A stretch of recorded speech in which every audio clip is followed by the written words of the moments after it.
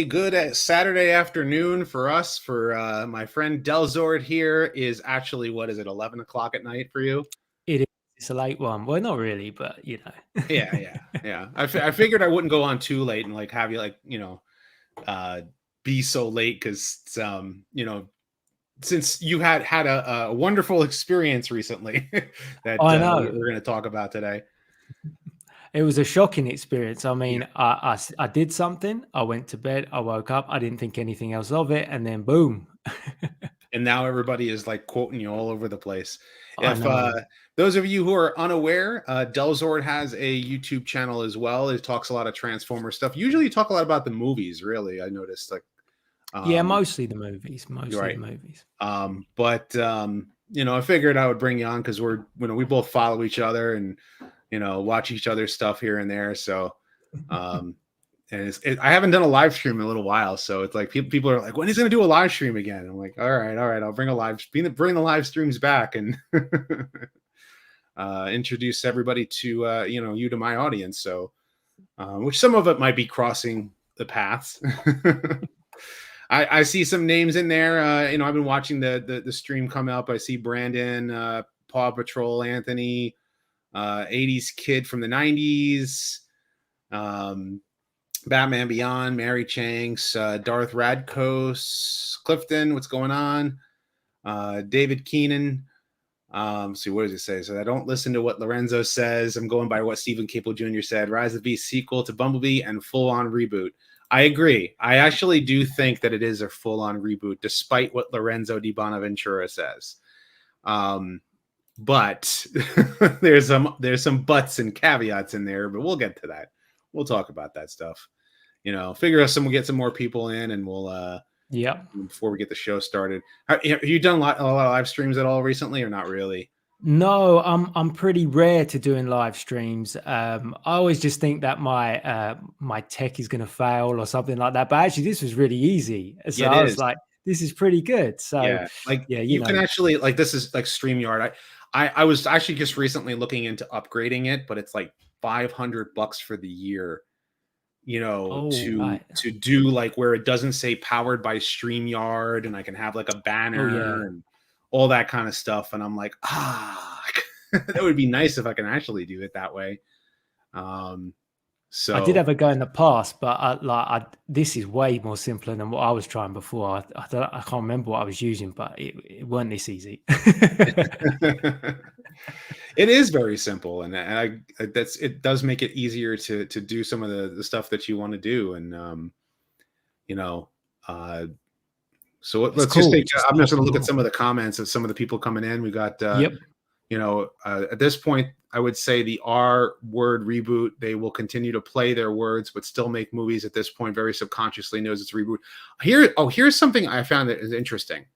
Mm-hmm. Someone commented on one of my videos recently.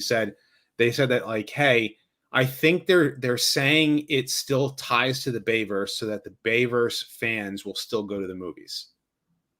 That's possible. Yeah. I think that this is a reboot, but I also think that every time before I watched the trailer, I was pretty dead set that this was going to be a reboot, even though Lorenzo kept saying otherwise. But then I started to buy in a little bit to the whole Scourge is from the future, from the Bayverse stuff, and that is an Optimus. I dismissed that completely before, but started to come around to it just because of potentially the way he looks, and the Unicron aspect sort of adds a new dimension to everything that I didn't think about. So yeah. It's a reboot. Yeah. Even Treebot here, I met him at TFCon, really good dude. He just started a YouTube channel recently. Cool. I think it's about a year now, I think. Maybe longer than that. I don't remember how long, but he is a Bayverse fan who thinks that G1 is just as good. But he started the franchise as a Bayverse fan.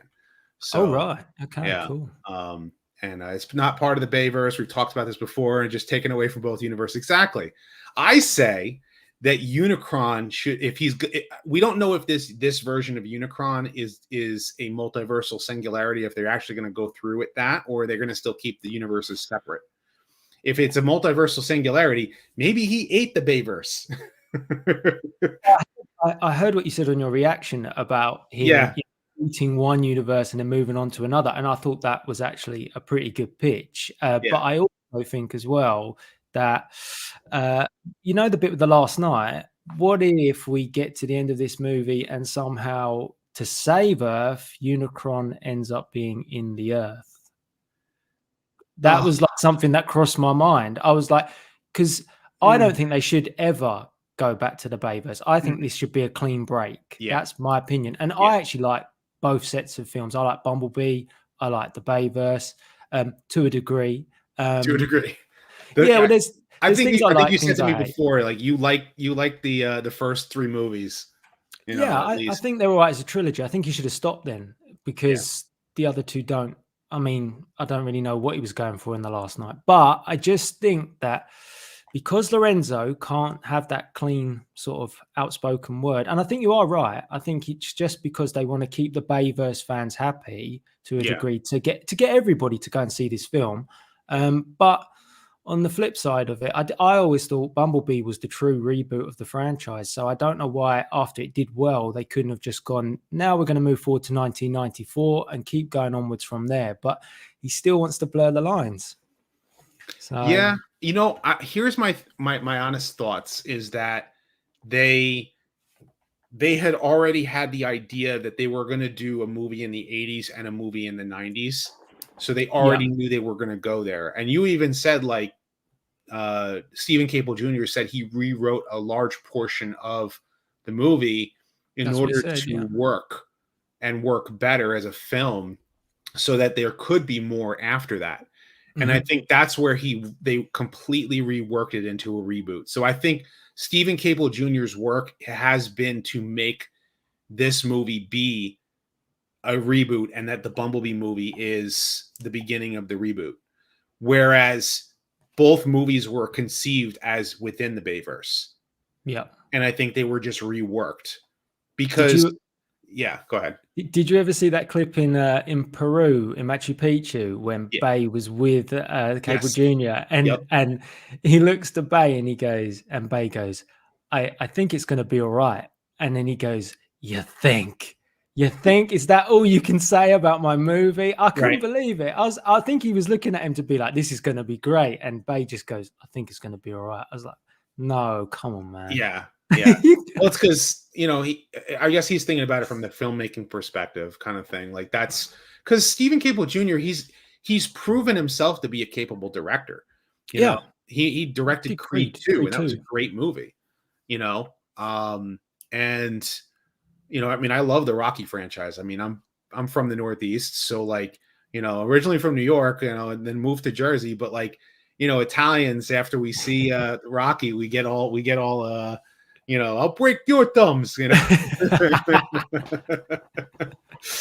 So it is what it is. I think, you know, I think there's a little bit of the audience that still sort of see this as a Bay film, but I think we should realize that this is a director that's making the step up, really. And yes, he doesn't know the sort of animation style or the visual effects that he's got to go through to get it to a place. I think that's the big problem. It's a huge learning curve for Stephen Cable Jr., but he's a credible director.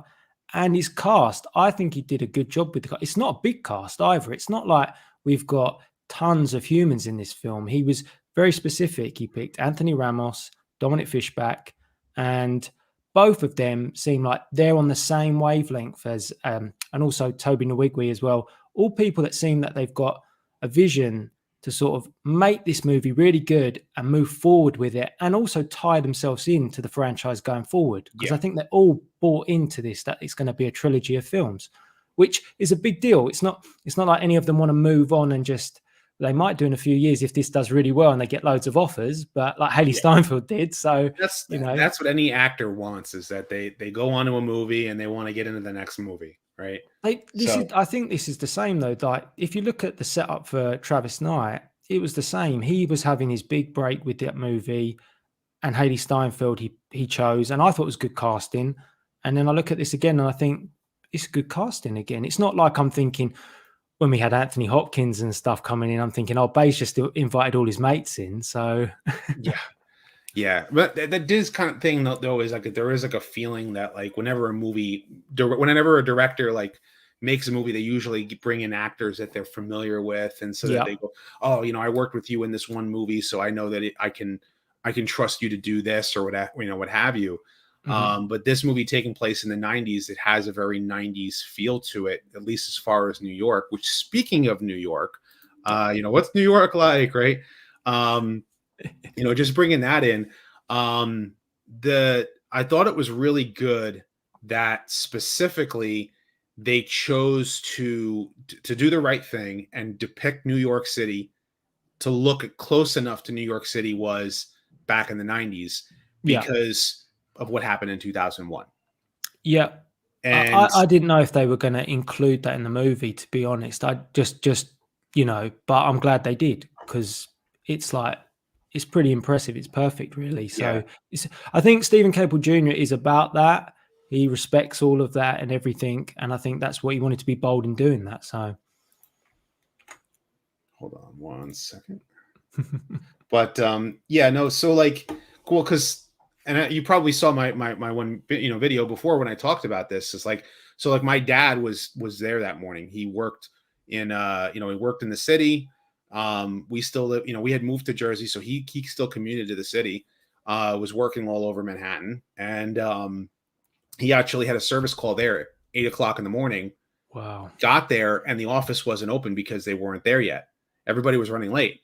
So he, had the nearest place to get some Tylenol, a cup of coffee, and a bagel or something like that was back in the lobby of the building. So he comes back down the elevator, gets a cup of coffee and a bagel, and by that point, plane hits the building.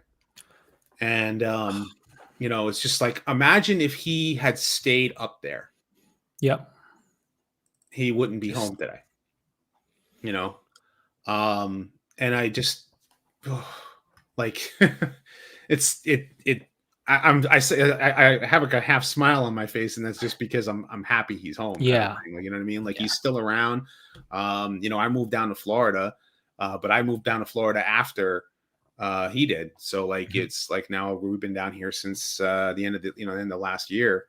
How do you feel about them being in the movie, the trade center? Because I think to be there. I think my issue is where's building 7 and why is the Hilton? I think it's building 3. Why is some of the buildings not, like, the towers are there, but other buildings are not correct?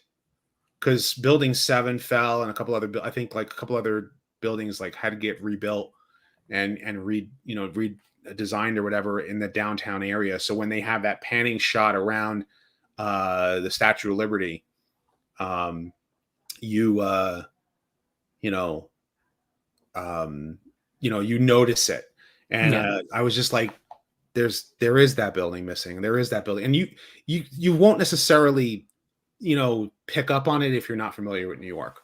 And that is something that, like, if I always loved whenever I went to this, like when I was a kid, I would go, even though I was born in New York and initially raised in New York, and then eventually when we moved to Jersey, I was always like gawking out the window as we were going down into the Lincoln Tunnel to go into the city.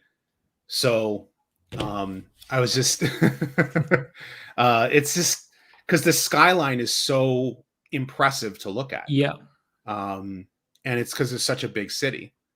I think it's like the same thing. Like if you go to Tokyo and like you go to certain districts of Tokyo, like I've never been to Japan, but I'm just saying, like, you probably have the same thing, certain cities or whatever, like you feel like, oh my gosh, it's just like, it has a certain look to it, a feel to it, a smell to it. Good, bad, and ugly. I do want to bring this up because I got a super chat. So Megatron, leader of the Decepticons, says Hasbro IDW have ruined Megatron as a character to me. He is the bad guy, leader of the Decepticons. He's not redeemable. I don't mind starting off good, but once in evil, that's it. I tend to agree with him on that. I don't care for IDW Megatron, but then again, he is not. Some people say he's not redeemable. I don't necessarily like a good guy Megatron. That's just my own thing. But I don't want to steer off on the conversation on Rise of the Beast. But I will give an old school thank you for the super chat.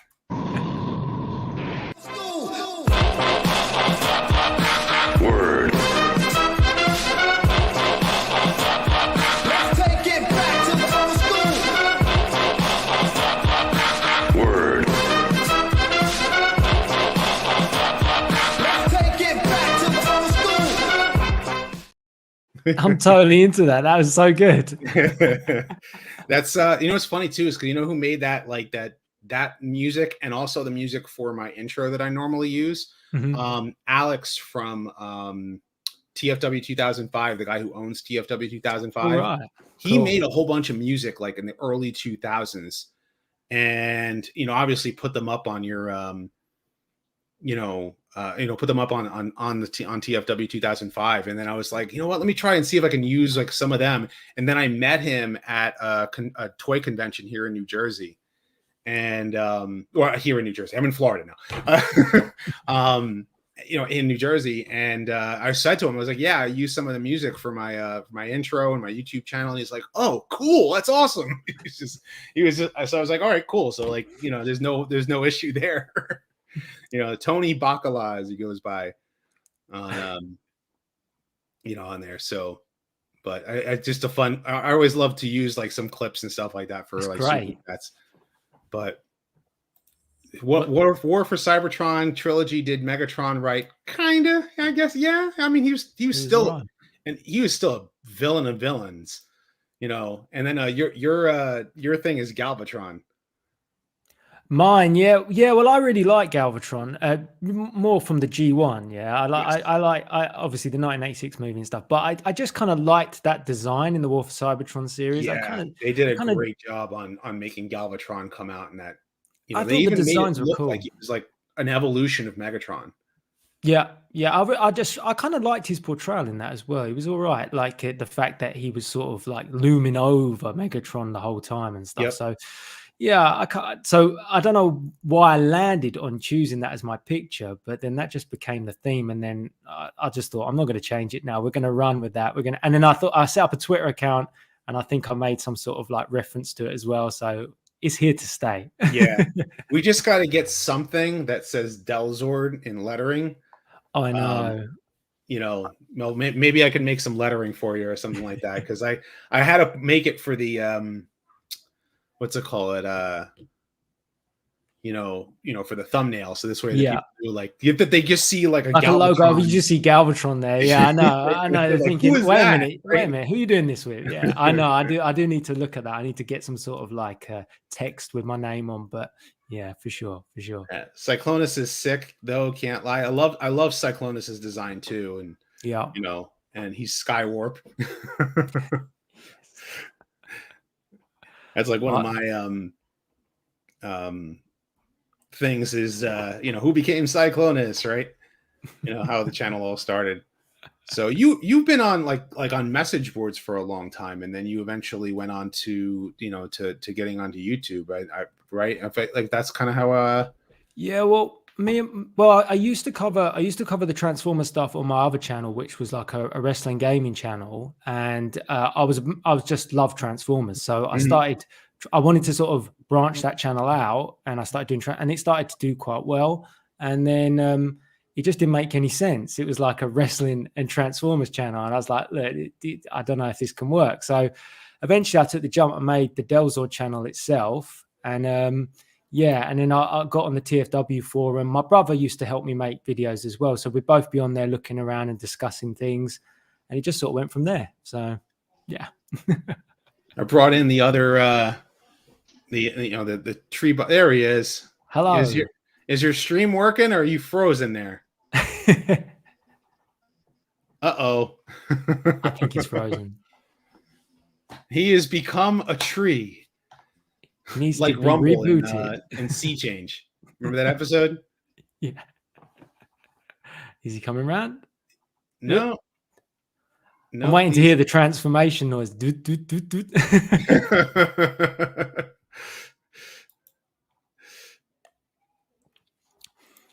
Let's get you out of here for now. When you come back, dude, come back when you got when your internet starts to work again. It happens. It happens all the time. No, I know. I was worried about my my connection, whether it was going to be a pain, but it's working. So Yeah. I'm very And surprised. we've got thunderstorms out here, right here, down here. Wow. So, you know, we've been all right. The only thing is like my wife called me like literally like a half an hour ago before I got on with you, and she's like, the windows for one of the windows on her car just stopped working, going up and down. And I'm like, oh great, and it's pouring rain. And my kids are in the car. So, yeah. Treebot, if he wants to come back, he can come back. But just we'll move on. Let's actually talk about the thing that we meant to talk about. The trailer. Well, let me ask you a question. Let me see. I watched your trailer reaction. What was your overall like sort of final thoughts? Was it what you expected? Was it what you? Because once I saw Unicron, I was kind of like, I did know that people had teased it, but I was sort of like, I didn't believe that was going to be a bit to digest it because there was so much. The action was heavy, wasn't it? Unicron was cool. The you know, some of it we already saw. Like some of it felt like it was still the same information that we saw from the teaser. Mm-hmm. You know what I mean? There he is. You know, so there's still some of this, like some of the stuff from the teaser. Like I think it looks like it's going to be a fun movie. Like it's going to be okay. You know, I'm not like super excited about it, and you know, I think the things that made me unexcited about it were leading into, you know, watching it. Like I watched before I watched it, that information was already fed to me. Yeah. It already soured my opinion going in, you know? And I had to like take myself away and go, let me try and actually like digest this, watch it like objectively. And, you know, so like my opinion, what was it, yesterday morning or 2 days ago? Yeah, it was like a couple days ago. I saw you post, you're like, my hype's at an all-time low. Yeah. Like I was like going in already. You were so bummed out, and I was like, who hurt you, man? Yeah. Who hurt you? Who hurt me? Yeah. And what's your thoughts on the CG though? Because like this debate is like, even with the Flash, people were saying the same thing. Like, oh, the CG's terrible in the Flash. The CG's terrible. I'm like, I will say the CG in the Flash does look like it needs some polish. I think it needs polish. A lot of those superhero movies do, though. I mean, that's kind of par for the course for that. Right. But in this, it looks better. It has looked better as time has gone on. I think they nailed the Maximals. From the teaser until now, from the teaser to the trailer, the CG has notably improved. You know, which tells me that the final cut, which I don't know if like they've even like the final cut is even made at this point, because we're now looking at what a month and a week. Mm-hmm. What a Flash CinemaCon right around the corner. Yeah, the Flash has just said it's completed its CG. So when they showed that at CinemaCon, that wasn't finished either. So so they're quite willing with these films to go right up to the wire until they sort of make that decision. I think. So it's like clipping issues and you know, those kind of things. In motion, most of the time you're not going to notice those things. No, I think the interesting thing was obviously moving away from ILM for this movie. And I think you do notice it, but I think that the Maximals and you know the sort of beast aspect looks really good. I think they have more issues with the bots, but then I also think that they've gone down that. I think they've gone down that road where they wanted the faces, like we said, to look like their voice actors, and I think this is something that has come through a bit more. So I had someone DM me saying that Bay always did this anyway, but I don't think he did it to this degree, because I think that Optimus face is trying to really create the Cullen face. Whether it works or not, that's open to opinion. But yeah. Well, let's Now- bring this up while we're hold on, let's actually talk about that right here. I think In that you yeah, boy. on yeah. Instagram I asked shared this. He Stephen replied Cable again Jr. as well. He went like he put his hands up and said thanks as well. I mean, what a nice guy. Yeah, I can't believe it. just says, "Yup." I know that'll do though, won't it? I don't need any more than that. I was just happy that I got a response. I didn't even think I was going to get one. So, but I mean, to tell the story, I went to bed thinking like, they won't get any reply to that because it would be rare to get a reply about something like that. They'll probably cover that in an article with Collider or something. But then I was excited about it, and yes, people had already beaten me to it. They'd already posted it, so I was Now- tagged into things. One thing that was irritating me this week was, or following up to the second trailer, was there was an article put out saying that people were whispering about how that it was a mess of a movie already, Yeah, despite not even Yeah. seeing this full trailer. And I was like, you guys got to give it some kind of objective chance. right. You know, Well, the people who were saying it was a mess was like some of the early test screenings. yeah, But also as And- well, there also were two insiders. Where I got it from was the John Roker podcast. He hadn't seen the movie, but he had been told, and him and I think it's Jeff Snyder. I think they're both sort of insiders, and they get information. Right. But it was more about the edit of the movie, Yeah, which yeah. choice, which decision they were going to make, and I don't think you can really class it as a mess when it makes it sound way worse than probably what it could or what it might be. You know, the word mess sort of emphasizes people like chaos, and I don't. When I saw the trailer, I was like, that don't look like a mess. It looks but very straightforward. The trailer makes the movie feel very straightforward. Yeah. Like the storyline is going to have a Yeah. very singular base to it, and if almost predictable, really, and not in a bad way. they're always searching for something, isn't it? Those Transformers. Yes. They're always looking for Like something. they have Yeah. to go to the new museum in New York to go get an item that they need to go to Machu Picchu to activate that is going to keep Unicron at bay, or is think the so. thing that Going- can yeah. activate or bring Unicron. So I think it's the transwarp keys. I think it's Yeah, that's and I'm thinking at some point in the movie, kind of like how the pillars are in Dark of the Moon, it's going to become Yeah. less important as the movie goes on, because you notice the pillars get a little bit less important as Dark of the Moon goes on, and once they use them, it's like, oh, now we just got to stop the Decepticons, and I feel like that's kind of what we're going toward. probably. Well, the other with thing that. is that the Maximals, according to Stephen Cable Jr., is that they are not from the future. They are from another planet, like the IDW comics. Okay. So Right. So how did they And know the because Autobots then? Unicron ate their world. So and how they does he know escaped Optimus Earth. would be my interest? Because I honestly thought they had to come from Cybertron to have that connection. But I was thinking that maybe they left interesting. Cybertron and colonized at one point. That's probably what it is. The Because- Maximals are probably a colonized yeah. Transformers world.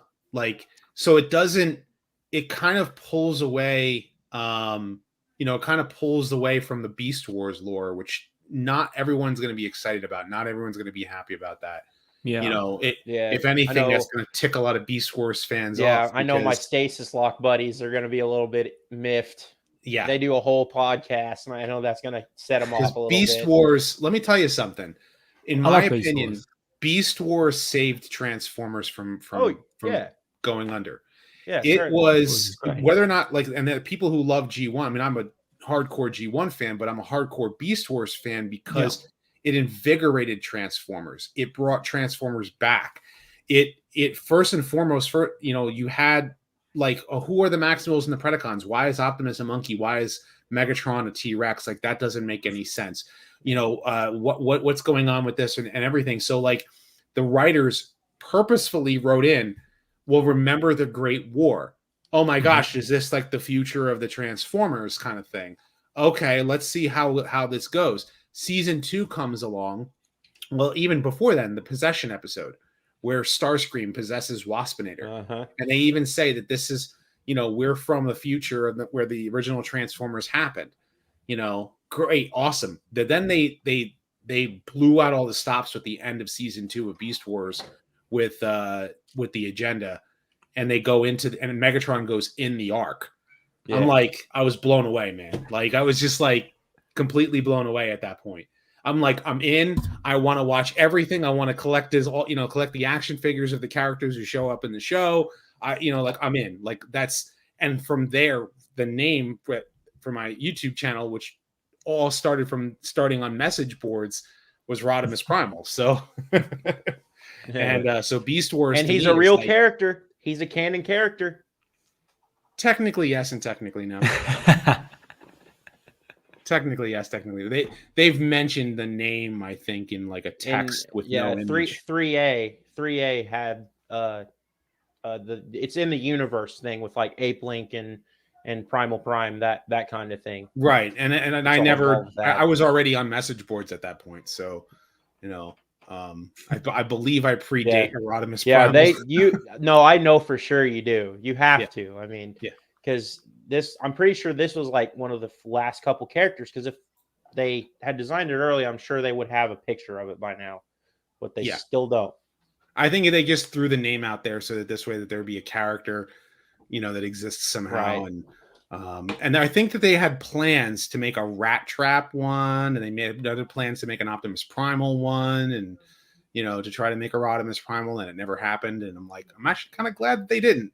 I wouldn't mind Tiger Hawk as a redeco, or change the head into a griffin, like a beak head, and kind of like make it like a bird. Yeah. So that would have been cool. So are we saying then that, because the way I gathered it is that Optimus hasn't met Primal, but Primal has met in some capacity Optimus.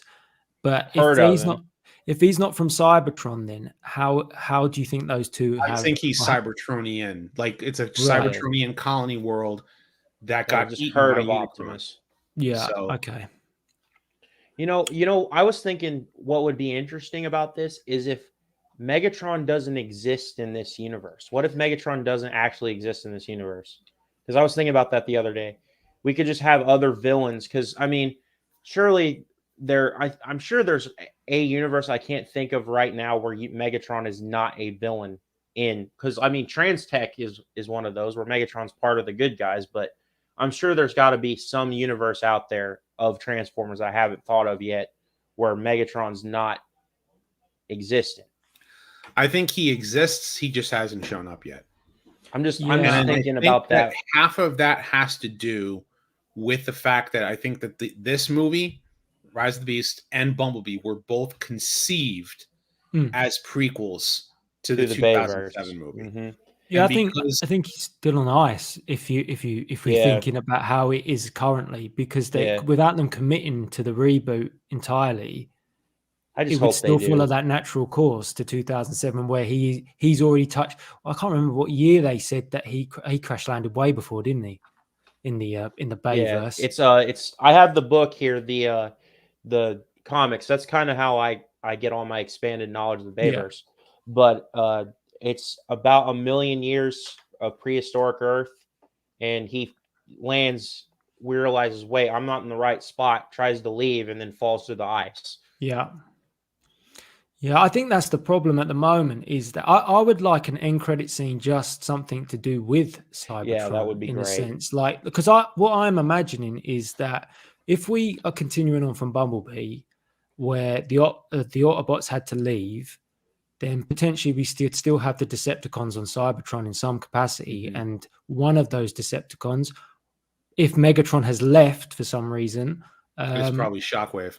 It could be somebody else, yeah. And depending on how this goes, potentially, if we're still going to pretend and say the Bayverse exists, then that's a problem, because Megatron's always going to be on ice. But if not, then you could even have the end credit scene where it's Megatron on Cybertron, and that would find him. And I'm sort of open to this, because I think they didn't insert the Cybertron scene till very late in Transformers Bumblebee. Yeah, so depending on if this movie's looking like it's going to do very well, they might drop a CG scene in at the end, depending on the path they want to go. So, there might not be one there yet.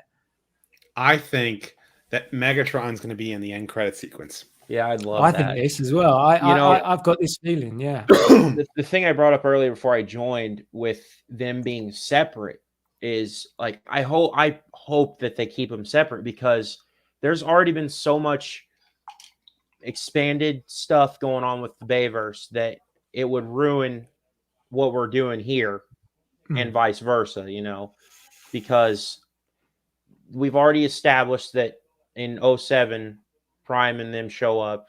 Why would they be here in 94, leave and then come back, Yeah. And then the All Spark, we've already established all that stuff on the Bayverse and stuff. And then now we've got Unicron inside the Earth, and now we see him doing stuff in the trailer. I mean, the leaving and coming back bit does my head in because it just makes no sense. If you want to try and make that work, okay, you can do that.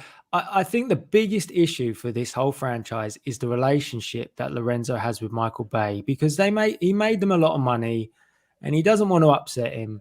Yep. He still helps them out because I think this is under Michael Bay's production company in some aspect.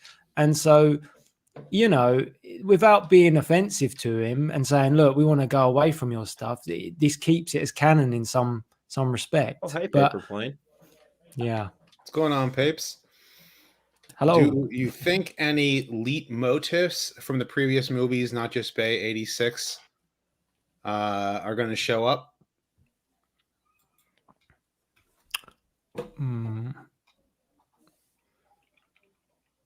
Possibly. Who knows? Yeah.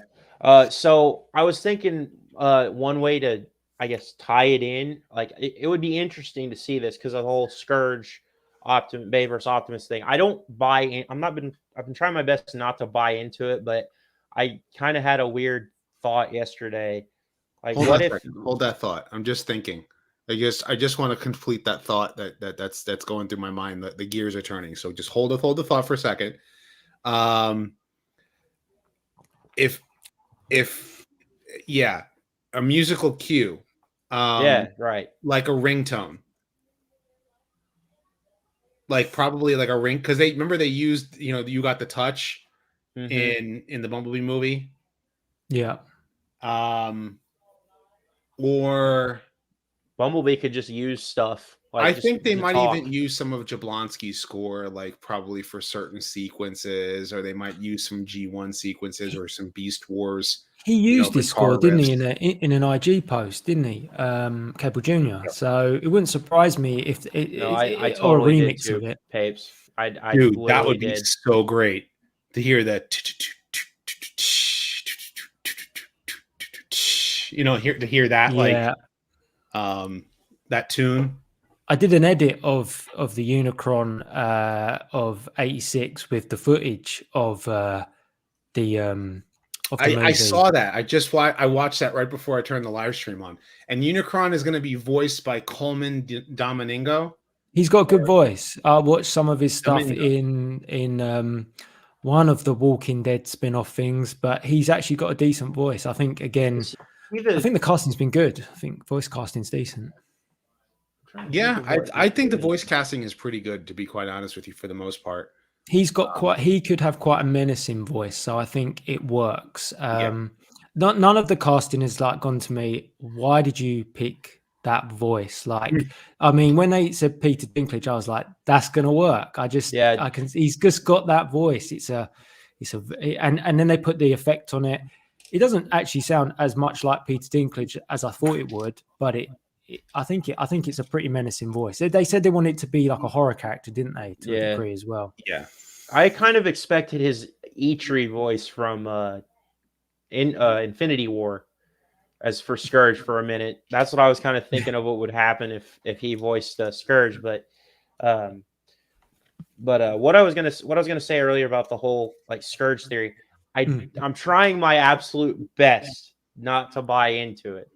But I bought into it after I watched the trailer. It went. I folded. The one thing that's making me about to fold is what if? Because since we don't have a conclusion to the Bayverse, what if Unicron succeeds, eats everything in the Bayverse, and just all right, I'm leaving.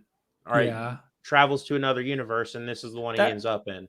That's your theory as well, isn't it, Rodimus? Yes.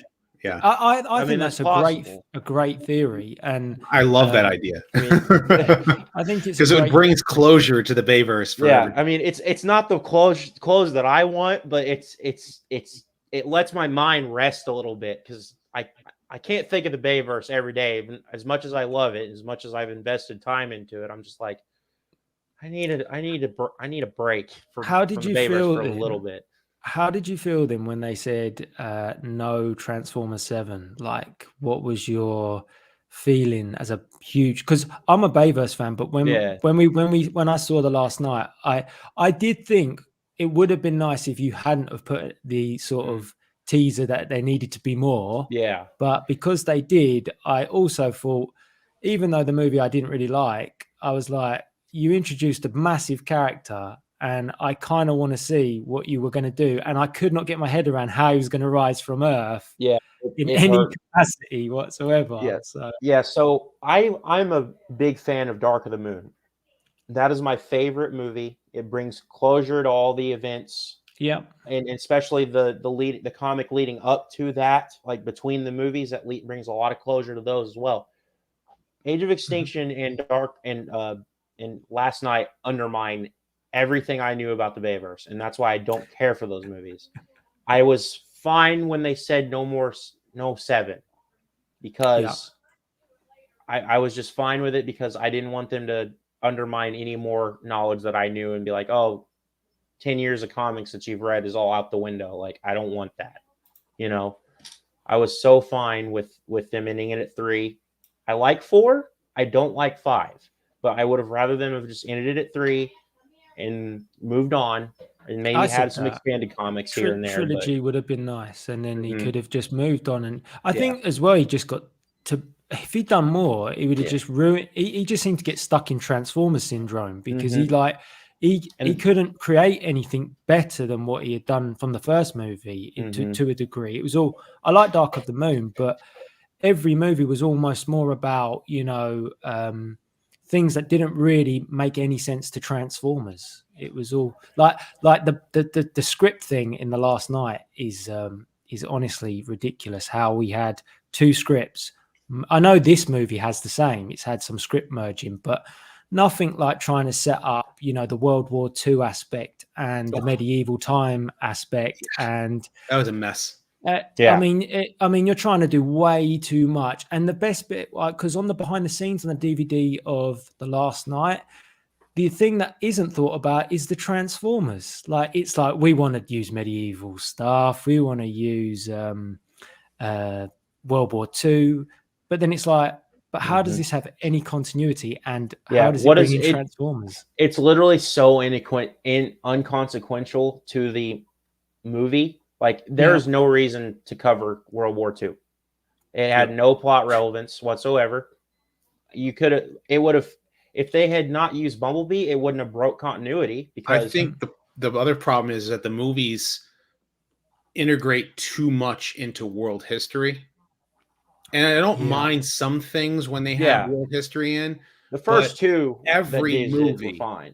All have this, like, the reason why Hoover Dam was built, the reason why the pyramids were built, the reason why this or that, this part of world history, like the reason why we landed on the moon, the reason why we Transformers are all over the place. They've done everything. We didn't make anything. And then this is the watch that killed Hitler. Like, what?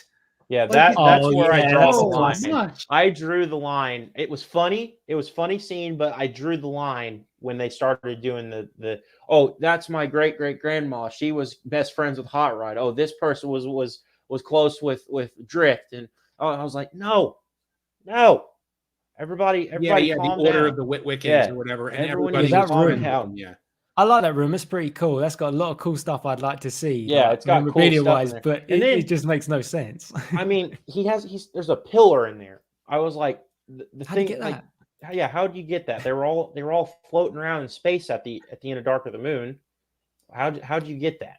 Yeah. And then now with this movie, with Rise of the Beasts, we know that it's we can pretty much just like say it has to be a reboot. They can't make Unicron outside of it.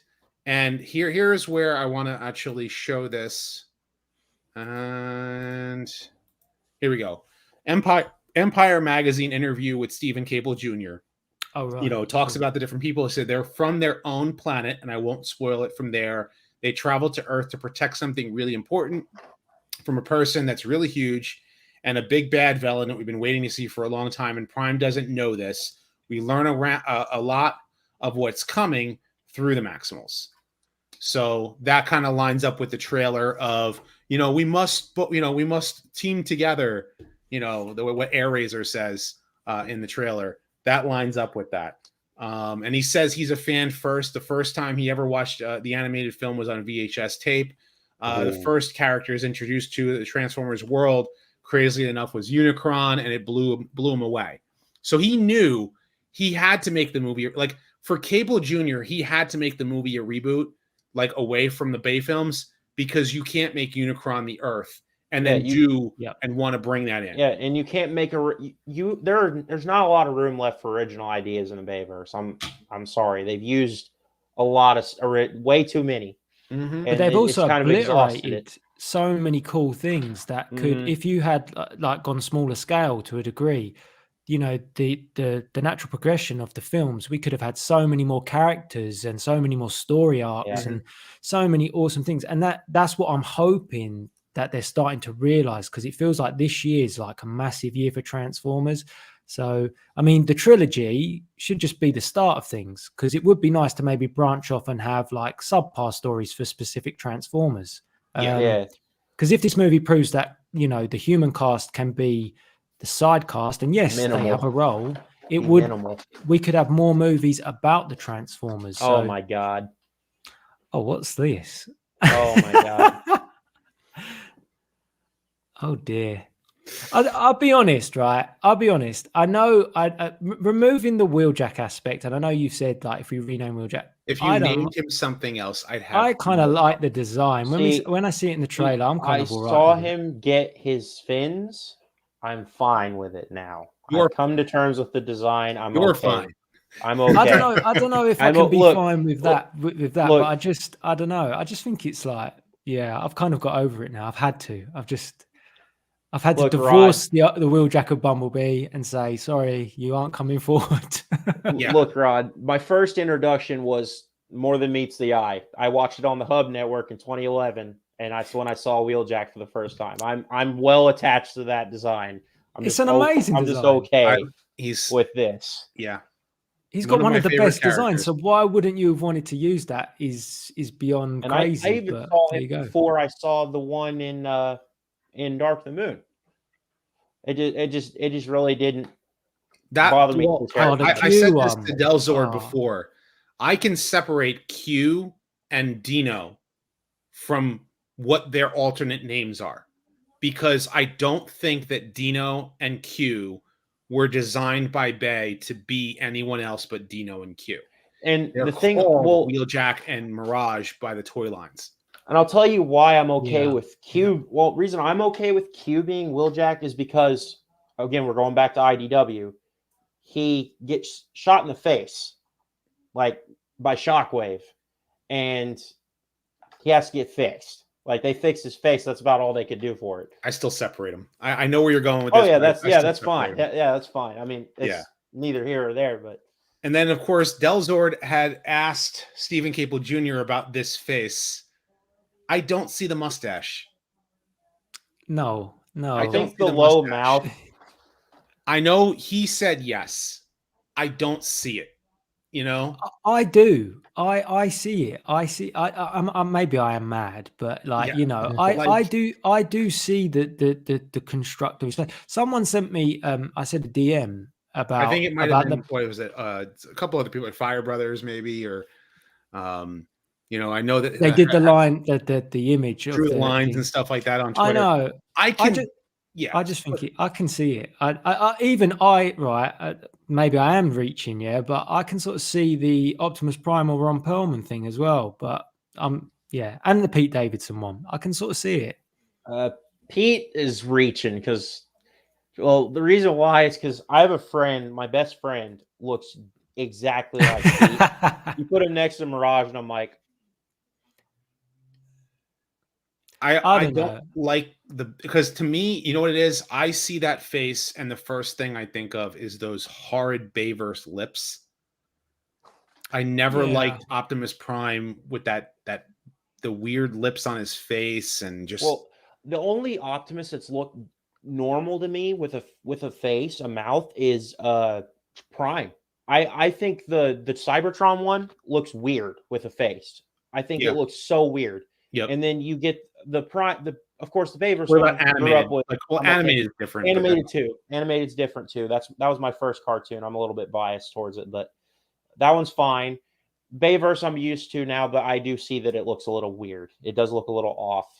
I mean, Yeah. I Especially think when it I've would have got been so many fine figures with the mouth with piece. just the battle mask, but they have this. They've obviously decided that they all must have a battle mask and a mouth. I'm not sure why they went with that, but I don't really hate this design. I quite like it. I love this design more than I- Bayverse Prime.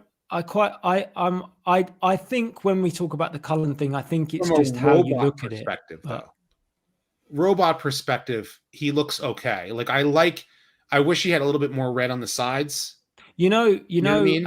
at the Paramount virtual event, about this is so long ago. It's like before COVID. The shot that what was it? The concept art that I saw of this version of Optimus was the exact same one that was the concept design for Bumblebee, just with all the silver on. So that's all it was. And I remember, I think I made a video about this a really, really long time ago. And a few people were saying, oh, no, that's just the Bumblebee. But no, that is the concept. I think it's out there now. I think people have seen it, but it's just slightly updated on Bumblebee. So the add-ons and everything else that's come of it and that's got to this stage, Yeah, the obviously brush guard changed. and the Over time. And he looked more bulky, and now he still kind of looks bulky in some shots. This shot here is a weird shot, I think. This one in the jungle. This is the weird shot of the whole thing. I think the midsection, I've heard a lot of people like concerned about the midsection, like how different it looks. I think it has something to do with the fact that this model can transform. The one in Bumblebee couldn't. I actually found that out quite recently, that the one they built for Bumblebee was expressly made just for that scene and the scene, the hologram scene in the end credits. But he was not able to transform. Also, as well, I would imagine that if this was ILM, it would be a different look to it. It would maybe be slightly a lot more darker, a little bit grittier looking. So we have to. You I see know how people. the mouth is. Look at this weird line here, like where the mouth goes, like the face goes down, and then there's this mouth. Like it just kind of like a in weird. Trailer 1, it looked like a beak, didn't it? It kind of did. And now it's developed more, and it becomes more. If you look at that bit down the middle, that's like the nose, and the eyes. The eyes are smaller. The eyes being so big in the first trailer, I was like, it made the face look a bit off with the big, like how his nose is shaped. Yeah, and you see how big his eyes are. It kind of threw you off a little bit. I would prefer it if like the nose kind of like was like, because the faceplate comes up and over. Like if it's just keep the nose where it is, if the faceplate's going to come up and over, you know what I'm saying? Yeah. Like this looks like the faceplate where the has faceplate turn goes into a nose. Yeah. Do you know the scene when Optimus enters the Autobot hideout and he sees Noah? When the faceplate comes up though, even that looks a little bit off at the moment. It looks too rounded. It doesn't quite look perfect when he enters. I could see what you mean by the Ron Perlman face on this. Did you see what I mean? That's what they're trying to do, I think. I think what they're trying to do, and maybe that helps with the whole, like, them speaking and stuff. But again, they made the decision to go with mouths. Like, you could have, I know obviously for some bots you have to have a mouth, but you didn't have like the bit like the Gorilla Optimus Primal. But I mean, it just must have been I don't know why that came up as a decision, because I think, like you said, surely it would have been easier to have the special effects with just a mouth guard. So I am just now noticing Unicron's like two different colors. I didn't see it the other day. You could. And This so- is the. I think this is where he comes to eat the Mhm. world of the Maximals. Yeah, I remember So- people like rushed to say that was Earth, and no one noticed the rings. Yeah. And you can see the rings are actually getting destroyed by his own Mhm. gravity. So he's coming in. I'm noticing he doesn't have like, I don't know if the horns that actually grip the planet are on the outside. I'm sure they Um, appear. They probably appear just as he comes in. They'll probably come out the sides. Right. Or Kind of He's like gonna- yeah. the old toys. You know this scene. I think this scene links to there's like a, I'm not sure what it is, but there's like some sort of point or tip, and he will position himself over that, and then he'll start drilling into that planet. There's like a scene in the jungle, and I don't think that's Earth again. I think that might be somewhere See, here else. The red is fine on the sides. That actually looks a lot better. Like if the red stayed there. And he's not done transforming here, is he? No, because the Yeah. red parts move to the side as he's walking in. Like he's transforming as he walks in. Has anyone noticed the Matrix handles? Anyone brought up the Matrix handles yet? What on his In his chest? No. Yeah. Don't think Here, so. go back to that one shot of that you had of him with the face guard. You can see it pretty good in there. Oh yeah. Oh yeah. I mean, this might be the cover for the Matrix. Yeah. But Destroy it's- the Autobot Matrix. I think that's awesome if they threw that in there. Yeah, definitely. There's his And foot because this is and when he then- go. This is probably when he's going to go fight Transit. Yeah, because I there's think he's nothing sunken but in buses. There's nothing but buses lined up there. So this is what I was talking about to you before. Yep. Wonderful shot. This Beautiful shot. here, right here, where my mouse is. Mhm. These buildings are incorrect. They're Some of them were backwards? destroyed when the World Trade Center came down. Building 7, and I Yeah, believe that one of them was collapsed, yeah. Building 3. So are they in the wrong spot? Like at this Yeah, time? yeah. You have Okay, to look at yeah. it accurate. Like this building right Yeah. here. This did not open till 2010. Oh, okay. This building. So, yeah. Some different. Yeah, I'm wondering Um, if they'll correct that then. I don't know if By they the will time. because they probably just wanted to ensure that the Twin towers are there, were yeah. like the towers are such a visual part of the skyline that for them to be there. I was unsure if they would put them in the movie because obviously we spoke about Rodimus that for you it was important for them to be there. But I imagine it was an interesting decision that had to be made because for some people seeing that it brings a different set of Davidson's emotions. father was a firefighter. Yeah. that died in the- Yeah, he lost Yeah, it. I'm he sure was. he probably pushed for it too. Yes. Yeah. Yep. Yeah. It was probably just as important for him.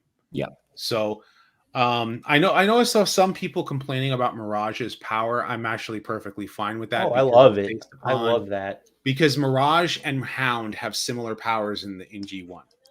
So I think Mirage is going to be a good character in this film. I think he Yeah. might be the one Oh, that people come away that's with what I wanted to point enjoying out. the movie. So this weird like T-bar thing on Mirage's chest Mhm. reminds me of the Generation 1 like half circle that's on Here, Mirage's hold on a chest. second. Oh, okay. Uh-oh. And then looking at the head even looks like Mirage. So I like the designs. I'm on board with the designs. I think they were pretty I've good. got a Ocular Max Sphinx right here. You can see Oh. that. yeah, Right there. Yeah. you can see it, right? like- Yeah, I see. Yeah, I can definitely tell that. And then a lot of people were like thinking that he transforms backwards, like his body flips. I've determined, like, come to the conclusion that those are his fog lights on the front of his Porsche mode. People Possibly. were thinking those were his tail lights because I kind of looked. If you look at the Porsche that he is, those are definitely the fog lights on his chest. Yeah. Thank you for the super sticker there, Mr. Blaine. And for that, we will do Yes. this one. Stop! Let go of my dad!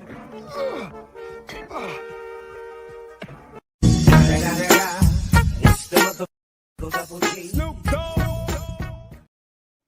I love that. I had the That's other awesome. one before, the new one I made. with the boombox playing. Oh yeah.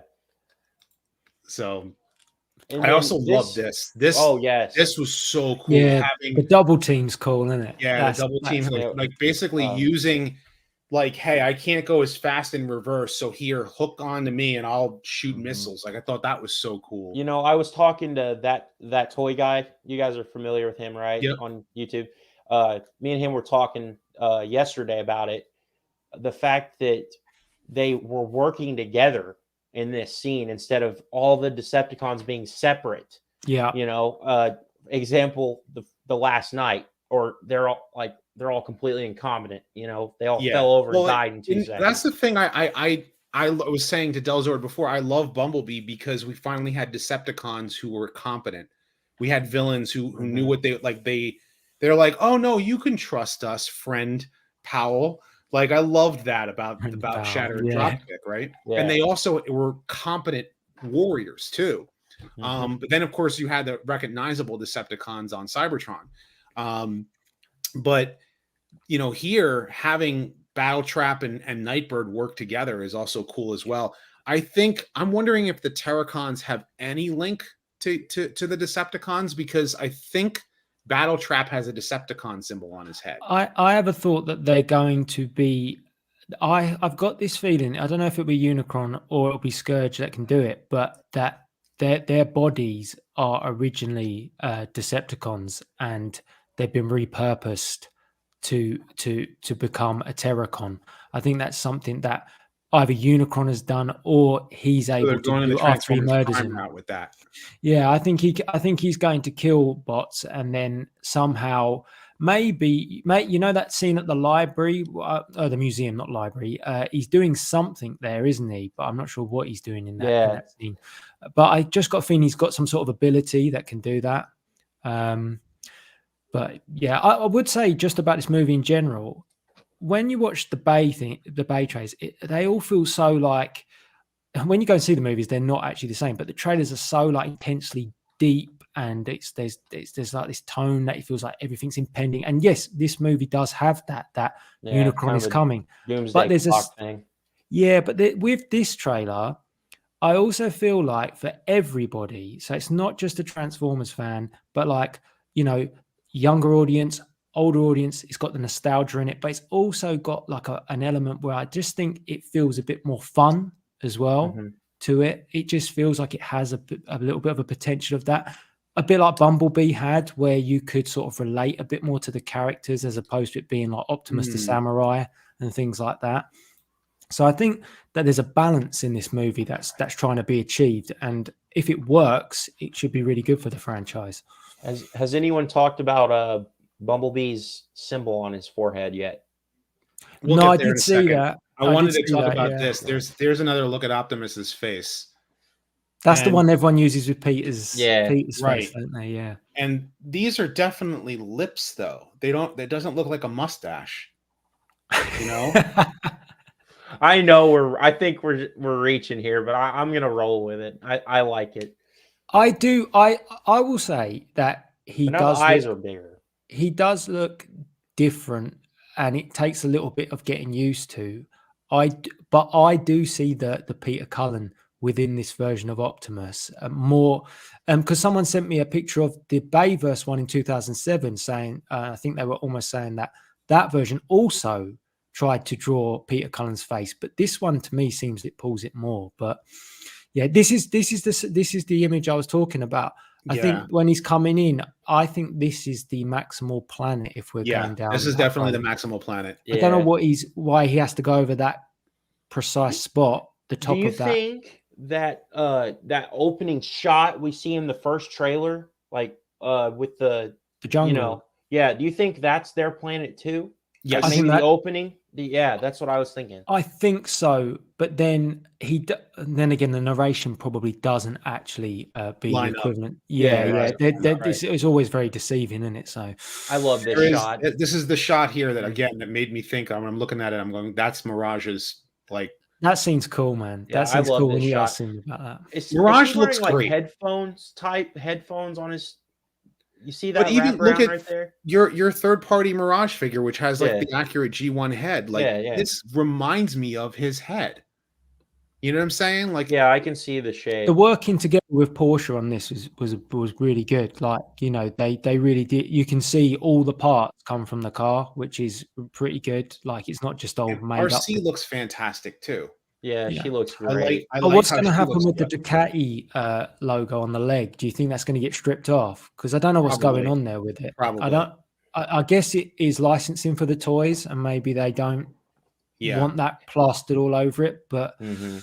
because it was Just name on this one guy of them, wasn't it? Fix It or Gizmo or something else. Pablo. Gizmo. Pablo. He's Pablo. Gizmo. Like, he's just not He's Wheeljack to me. Pablo. I'm sorry, it's not Wheeljack. Like, Just call him Pablo, Joe. I can't look at that bot and call him competently call him Wheeljack. He's like he's a bit of a Donatello, isn't he? That's what I kind of get. Like, you know, when he looks like Bay did- Bayverse Donatello. yeah, Join the Pablo force. Join the Pablo force. but he does look pretty epic when he's in action, doesn't he? Like does look good when fighting. Arcee's with him and they combine together. If They you need look, something else, I think everybody like the people who like were like, oh my god, they're bringing in Wheeljack into the Bayverse. I mean, for not into the Bayverse, but into like a G1 looking Wheeljack. Could have gone like, okay, this is a new bot, cool. You know, I'm fine. I've said this before. I'm fine with new characters.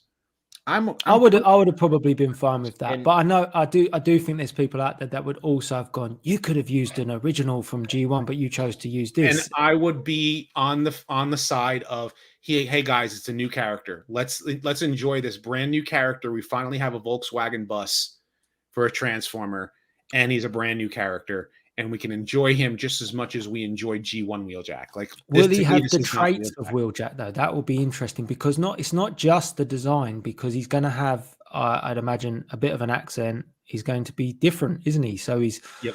You know, he's an event. I'm not sure. Is he an inventor in this? We don't really know. Do he's just the repair van sort of thing? So we don't know his characteristics yet. So it will be interesting to see if it actually ties. He looks like Outback. Outback. Ugh, I don't know about see that. The colors, yes. The head, I can see of course that. not. I do like the Autobot symbol on the chest though. I think it looked really nice. About the head, or about heads anyway. RC, I vastly prefer this look over the Bumblebee movie. We talked about that when I was on when I attended your last stream. They all look more like you could have. He looks I don't awesome. know. They have a sort of aspect where you'd want a figure of them. I sort of think He gives me such a Tarn vibe, like just with the symbol on his face. Kind of, yes, but you know what he reminds me of?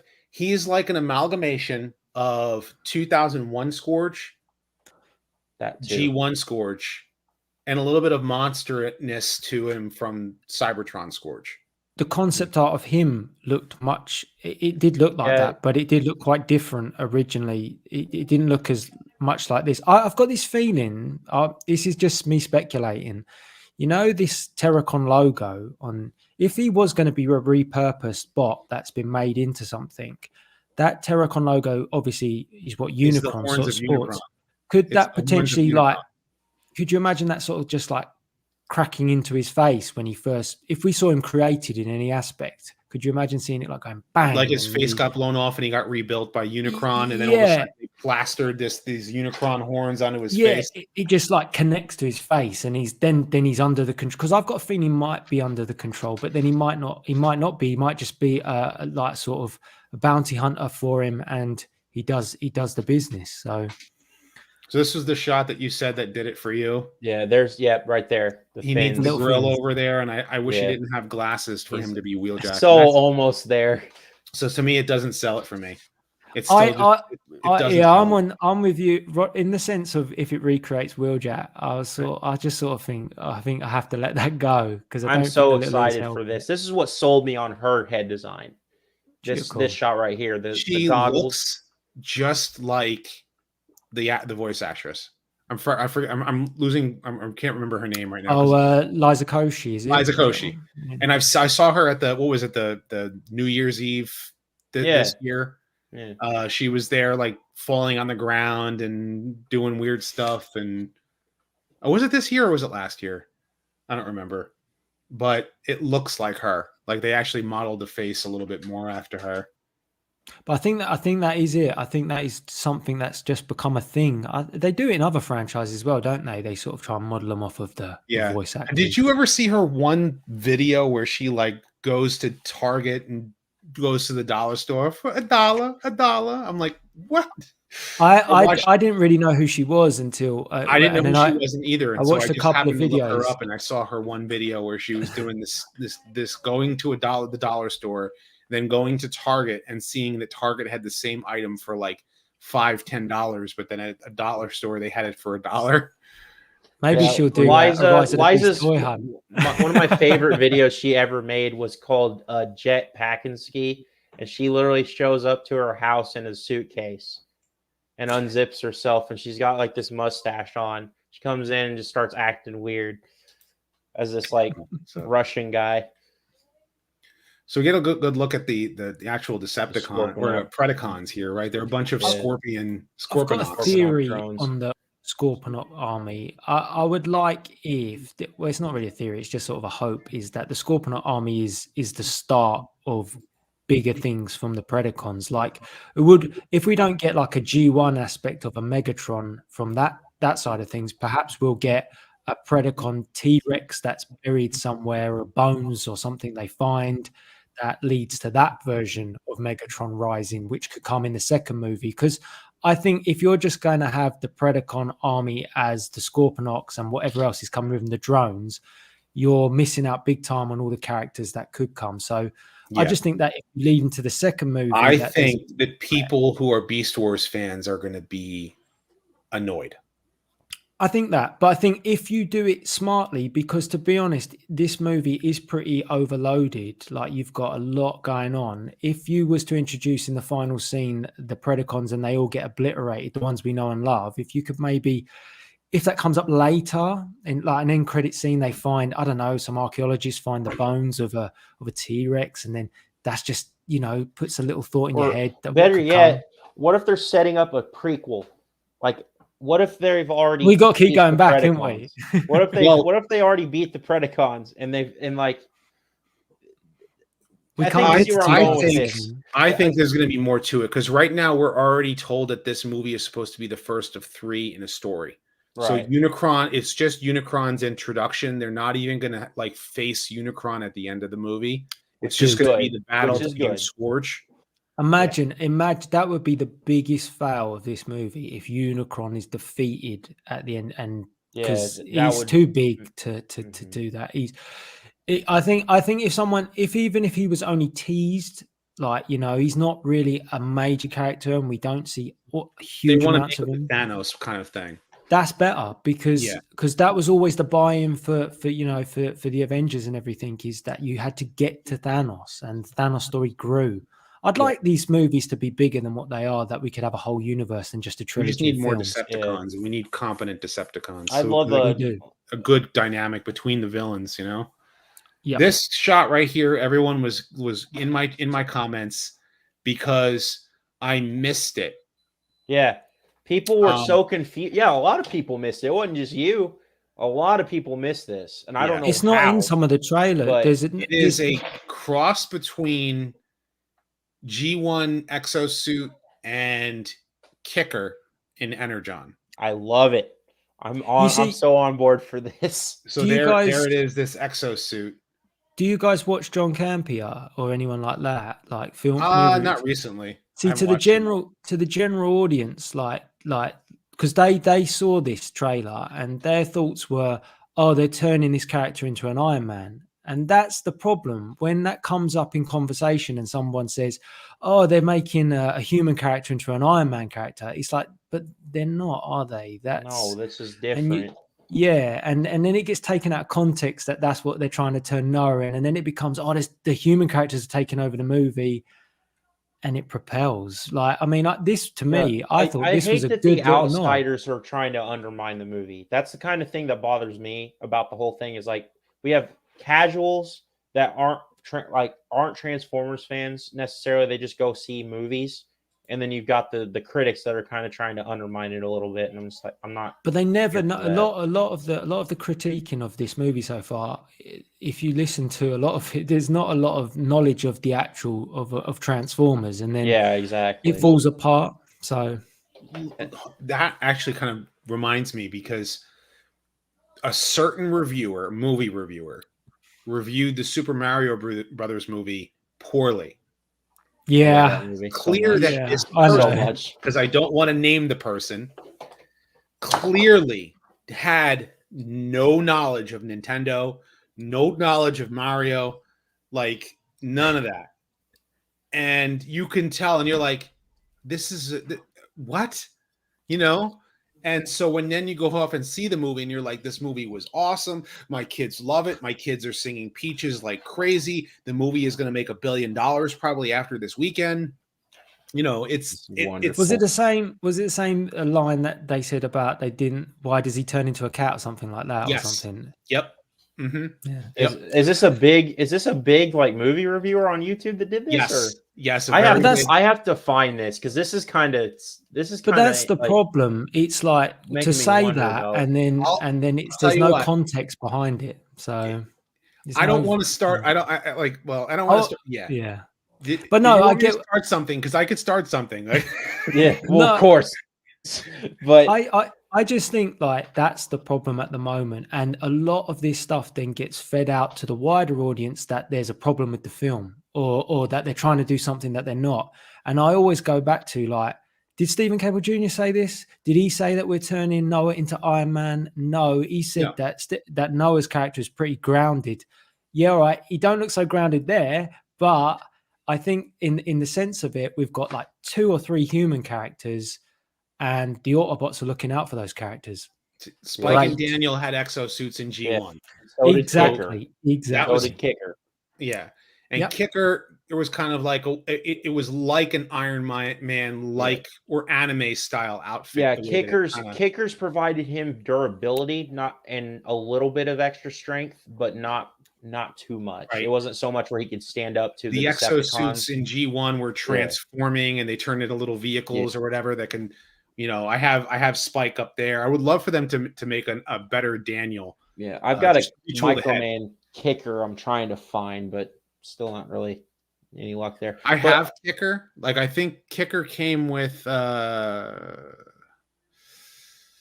forgot what figure he came. Oh, he came with a larger high wire. Yeah, And also the like a O-ring on silver- him wore out, so I got to replace Yeah. the O-ring. the O-ring always separates on that figure for some reason. Yeah, well, because it's Yeah. a 3 3/4 inch GI Joe figure, GI basically. G.I. So- Joe Microman, basically. They marketed as Microman. But this is another shot I wanted to talk about, the Bumblebee. It transforms exactly like the Studio Series figure does, with the way the back part of the roof folds into his legs. Okay. Yeah. Bumblebee does a spinneroonie, so Yeah. This, by the way, this Studio Series figure, I just reviewed it. Best Studio Series figure I've gotten so far. Which one? The Bumblebee from the Rise of the Beast. He's the only figure that I haven't picked up for the Rise of the He's Beast line, wonderful. He's because I didn't wonderful. like his head. Yeah, he He beats doesn't every have any Bumblebee they've made colour on so his far. head. Like he was the only one, and You already know how I feel about Bayverse heads. He's I've wonderful. got like all the I said to myself, look, I'm going to pick up all the Studio Series Rise of the Beast ones, and then I started to So, regret it when one my of these wallet started buses getting is less and less. Right Yes, now, one of these buses is transit. or he's already there and he's following him, and these are just where he's trying to hide. Yeah. Yeah. Now, one thing I was going to add earlier about the thing with Bumblebee's head is the shot where he jumps out of the plane Right. up here. So let's see if we can go back up to that. Right there. Yeah, I Yes. saw this today. You can see on there that he doesn't have his Autobot logo. Oh, so it's probably got ripped off. Yeah, Scourge probably ripped it off thinking that he killed him at the museum, but obviously he's still alive here. So I think that in the scene in the museum, Air Razor saves Optimus and Bumblebee. I don't know how on earth she gets them to the Maximals, but that will be probably where they get revived. But also, it looks like to me, where they, in that museum scene, I don't think they are, but it does look like there's a cave there because he's in like a ditch, Optimus, in the first trailer. He's trying to get out of, or he's looking up to climb out. I don't know what he's trying to climb out of, but it did look And like Maximal cave those sort of look. those ball things that Bumblebee is shooting at there. That clam stuff. I was thinking that could be like either bombs of some kind, like mines, or they're like the dead end drones, that like the little Minicon that came with Unicron and Armada. It could be that, because in the Armada anime there were hundreds of those things. They're these little ball turret type things, and there were hundreds of them in the Armada show. So I was thinking that could be what it is that Scourge brought with them. Yeah, I was wondering about them. I didn't know what they were in a sense, but I hope they have some sort of reasoning or purpose. I love that. She looks wicked. I think Airazor looks amazing. They even apparently they worked in like the way that the eyes fold in, like way Would you be very upset if she doesn't transform? Would you be like sad? I'd be very sad. I'd be sad. I want to see them actually, all of them transform. Otherwise, it's kind of like the Dinobots most of season 3, right? Cable Jr. said that she's got the most dialogue besides Primal, the Maximals. I think she's going to have a robot mode. Like they'll definitely have them transform. Yeah, when they fight. I mean, we've seen Cheetor and Optimus transform, so I'm kind of hopeful for it. They have to make the establishing shot. 1994. You know what's quite amazing about all of the Maximals is that if you think about the Dinobots and how they looked in their, although the T-Rex looked quite, the Grimlock looked pretty good. I mean, the robot modes for them were very they all just looked the same. Like with these, they all look individual. They all sort of.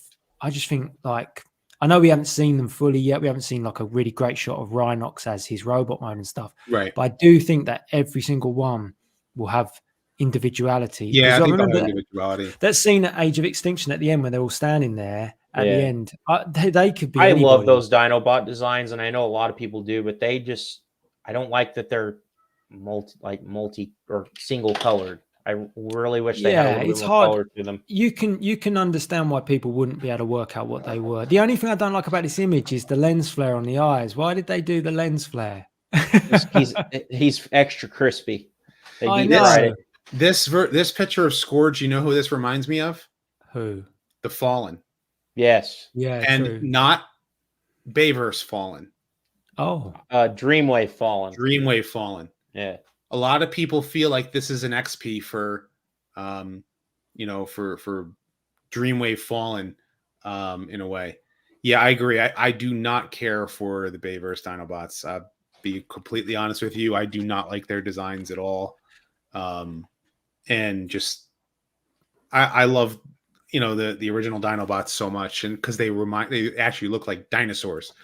Now, my problem, honestly, believe it or not, my problem with the Bayverse Dinobots is the fact that Optimus could ride them. They're too big. I mean, I get why they're big, right? But they're too big. Yes, and also I had a major issue with a line of dialogue that Optimus says to Grimlock: "Defend my family or die." That bothered me. I know. He says a lot of things that don't necessarily tied to the actual character. I don't know how Peter Cullen, I don't know how they got him to say some of those lines, because he obviously never enjoyed it, but yep. Oh no, he loved working on the Bayverse movies. There was just a couple lines he just wasn't. He had issues with the lines of dialogue, and there was no changing it. So, but you can get the gist with the Bay thing. It was very much like it has to sound aggressive in a sense that, it's the end of the world. And that's where I don't think this movie will do that. I think this movie will respect more the more with Optimus, it's going to be more about, I think this Optimus is going to be a bit conflicted as well with defending Earth at the beginning. He's going to be more like, I don't really want to do this. Be closer to the Optimus that we have been waiting to see on screen. And I'm really hoping that is the case. I think initially he's going to be defeated. He's going to be thinking, I came from Cybertron and this is what happened to me. I'm in hiding. I mean, the I think he hideout and doesn't trust everything. humans. I don't think he Right. trusts humans at the beginning of the movie. Yeah. Yep. And I so think he'll that's learn good. to trust humans by the end of it. I do agree with what they're saying, that this is the biggest story of this will probably be Optimus, and that's a bit of a. I know that Optimus is a big part in most of the other films, but we don't really get a huge character development with Optimus. Here's someone who's clearly trying to get a reaction out of everybody. The Last Night's Best movie. Listen, it's a bad movie when I'm the one saying it's bad. When I'm sitting here like naming off things that are good about the Bayverse, I'm just like, no, The Last Night's terrible.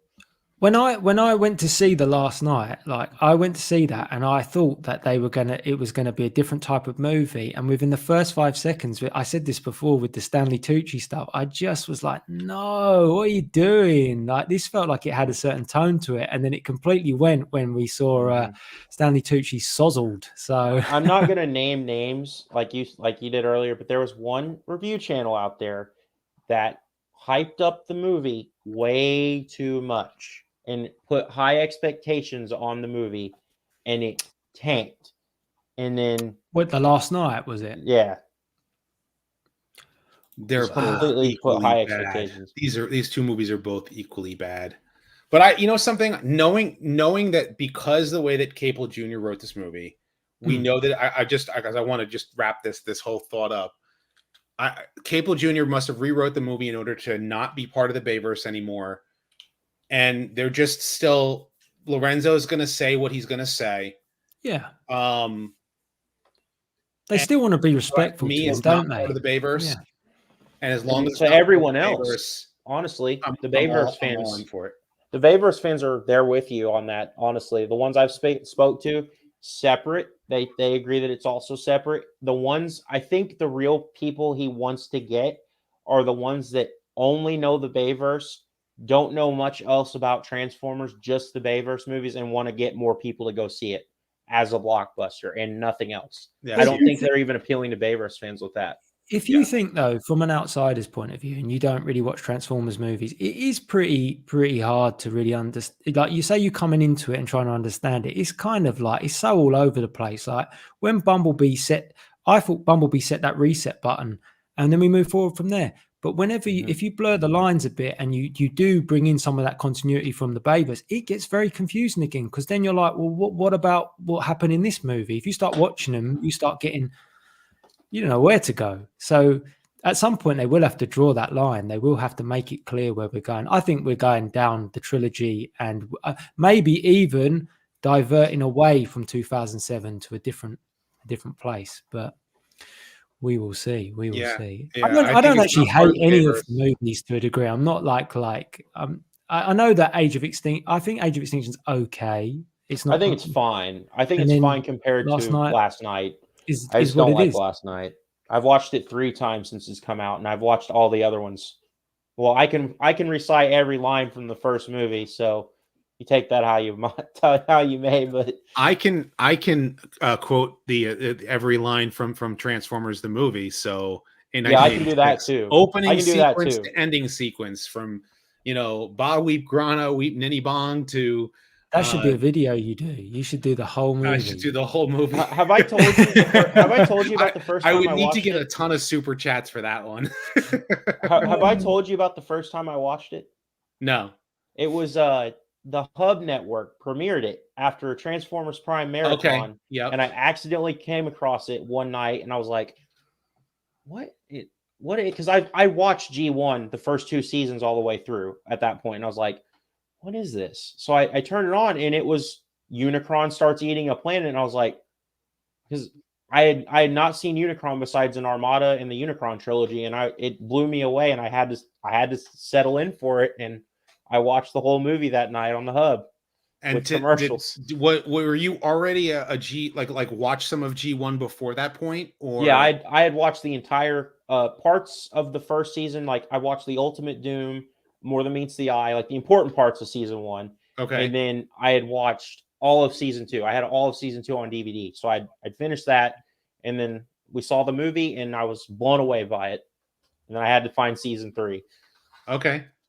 When you watch it again, because when I was compiling the clips for the Unicron thing I made, it still feels so good, that scene. When you watch that scene initially when he rebuilds Megatron, it's like, or when he makes him into Galvatron, it's just great. I just love it. The music, the tone, the voices, the actual back and forth between Unicron and Megatron, and him not willing to bow to him. Summons Megatron. It's amazing. It's I just love so that. good. He refuses, and then he's like, and Unicron is just so casual as well about it. He's like, Yeah. well, Your bargaining No. postures are off. Yeah, I my see two favorite years. thing to do with that scene is turn all the lights off in my living room and watch that scene. It is great. amazing. In the dark, watching that scene, it's amazing. Or highly dubious. That's it. Never mind. Yeah. Highly And dubious. then I got the DVD about 6 months later, and I got the DVD that has the original movie poster instead of the one where Optimus is holding the Matrix. It's the one where Magnus is shooting up with all the new Autobots. So that whole sequence there, when the Autobots leave Earth on the space on the two shuttles, Inferno and Blaster are supposed to have lines of dialogue. They're saying that they're going to stay on Earth to cover Ultra Magnus's escape. Then they also are supposed to have a scene where they blast a few asteroids in space, and they say, and Ultra Magnus says to Cup over the radio, use the same tactic we used on Beta 4. And they, blast the asteroids, and then Galvatron says, they lost me just like when I was Megatron on Beta 4. That's so funny. And then congratulations, Autobots, we lost them. So rest while you can. Yeah, I remember the dust was so thick on Beta 4. You had to use windshield wipers on your optic sensors. So that was a whole sequence that was supposed to happen that was cut because they needed to make the movie 90 minutes. That's funny because the way I justify Beta 4 now is the Wings of Honor BotCon comic set. Oh, I know what you're going with. That was the actual lines that were supposed to be in the movie. Yeah. So was the transformation sequence of Cyclonus was actually supposed to be two Decepticons merging into one Cyclonus. It actually says in the storyboard, Decepticons are caught into the beam and Cyclonus is forged, formed. Like that's. You remember me talking to you about that Cyclonus and Skywarp combo thing with the Jetstorm mold? That kind of ties into that whole deleted scene, right? Even though, there's a whole Ultra Magnus sequence where he rolls in car carrier mode, unloads Sideswipe, Red Alert, and Trax, and they all four of them fire on Devastator. Knock Devastator back into the Constructicons, and as that battle is happening, that's when you see Megatron, and then he turns around and sees Optimus. Prime, one shall stand, one shall fall. Like that. As far as I knew, that whole scene where he's when Devastator opens pulls open the door there. Yeah, that was supposed to be that scene. Yep. As far as I knew. Yep, he was supposed to be going through that whole sequence. So it's the editing was done in order to try and compile everything together. And also Hot Rod, Cup, Springer, and Arcee were supposed to be battling the Seekers and the other Decepticons during the Optimus fight. And then Hot Rod breaks off and says, I've got to help Prime. I've got to help Prime. Yeah. So that was the way that the fight was supposed to happen. And it's very, you can tell that there's a lot of cuts in the movie that are done just to whittle down the time frame and make the thing, much shorter. So let's switch gears here for a second here, because since we were talking about the first Transformers animated movie, Deadline saying that it was that the next movie coming out is the first animated, everybody has been ragging on Deadline for what they said about this. So Transformers 1 is a prequel movie to we don't know. Yeah. It's going to be the origin.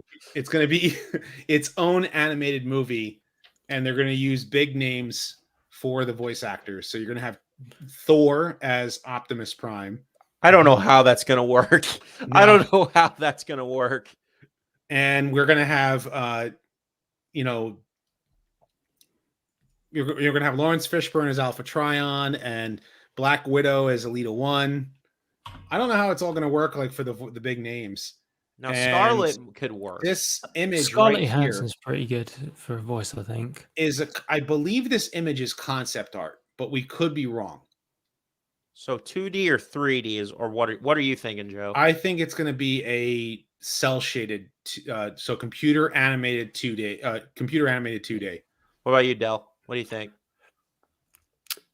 Yeah, I think it's going to be. I think it's going to be what Rodimus said. But I think that is just purely concept art. I think that's just an idea of what. Because I know people were saying about the sizes of the bots and stuff. I think this is just to almost give you a bit of a teaser of what to expect once it's fully been built, or because we're in early stages yet, aren't we? Although I think that they're far enough along that they're able to show this image. So that clearly is Megatron. That's clearly Elita 1. Yeah, I think one of the bots is going to be Bumblebee, and one of the bots is going to be Orion Pax. So I think that's how they're going to do it. And then Megatron betrays everybody and blasts everybody to pieces, and then Orion. I'd love to Pax see a comes up time with skip somewhere in there, just to say, "Oh, the wars happened. Let's leave Earth, or let's leave Cybertron." I think they're going to start the movie off, and because they're calling it Transformers 1. To be like the origin of the Transformers, not following War Dawn, not following State Games, not following. And if you're not familiar with State Games, you're not a UK comics, of Transformers. That's where War Games comes from, which is funny because it's also a Doctor Who serial. Wasn't War Games the serial that was the end of the second Doctor? If I remember correctly, I think there's also a Star Wars: The Clone Wars called that as well. Okay, if I'm remembering right. But yeah, so that's I think that's they're not going to follow that completely. They're probably going to follow the Binder of Revelation. I bet I'm going to think that if we see him turn into Optimus, if they're not setting it up for another movie, that maybe we see kind of a Stormbringer type Like war Thunderwing scene or something, because Yeah, I think something like Megatron that. is going to start the Decepticons. Yeah, Because they're probably going to go with everybody's a Cybertronian, and then Megatron starts the Decepticons. I've always been one like the idea that the Decepticons are predate Megatron. So, like the way that the cartoon did it. Is this new animated movie supposed to be a new? I think it's a new continuity. I think it's a brand new continuity. Oh, it has to be. Must be. Like they're not going to follow. Yeah, that was when the Time Lords were introduced. I was right. Sentinel Prime is in this too. So John Hamm is Sentinel Prime. What are your thoughts on the casting of them? Do you think? Because I don't think you could have cast Peter Cullen in this as a young Optimus. As a young Optimus, they I should have think gotten Gary David Chalk Kay. would be David Kay. Or Did you say Gary David Chalk. Kay? Yeah. Absolutely, David Kay, because David Kay does a great animated. He does. He was my first cartoon Optimus, and he was wonderful.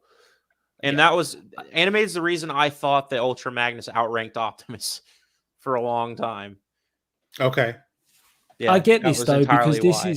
this is definitely working along the lines of the Mario Brothers movie, isn't it? So this is what they're following in suit with. Whether they had this planned originally, I don't know, but it's definitely going down that route with the big names working off of the characters to bring in more people to watch the film. So yeah, I would love to see, this is going to be great. I think Keegan-Michael Key is a strange choice for Bumblebee, but I think it could work. And now Chris Hemsworth, I'm very interested to see what he does.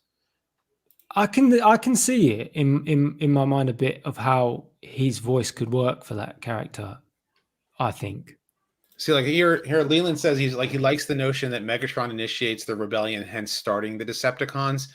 I like the idea that it predates him, and they built him in order to, like, they built him as a warrior, and he worked up to the rank of being the ultimate supreme command of the Decepticons. Yeah. But I can kind of see that, like, he started the whole branding of, like, what if he took the branding that was already on their chests, the Decepticon branding, and made the Decepticons? Because it's really a matter of like cartoon versus comic origin, and what have you, like the actual branding.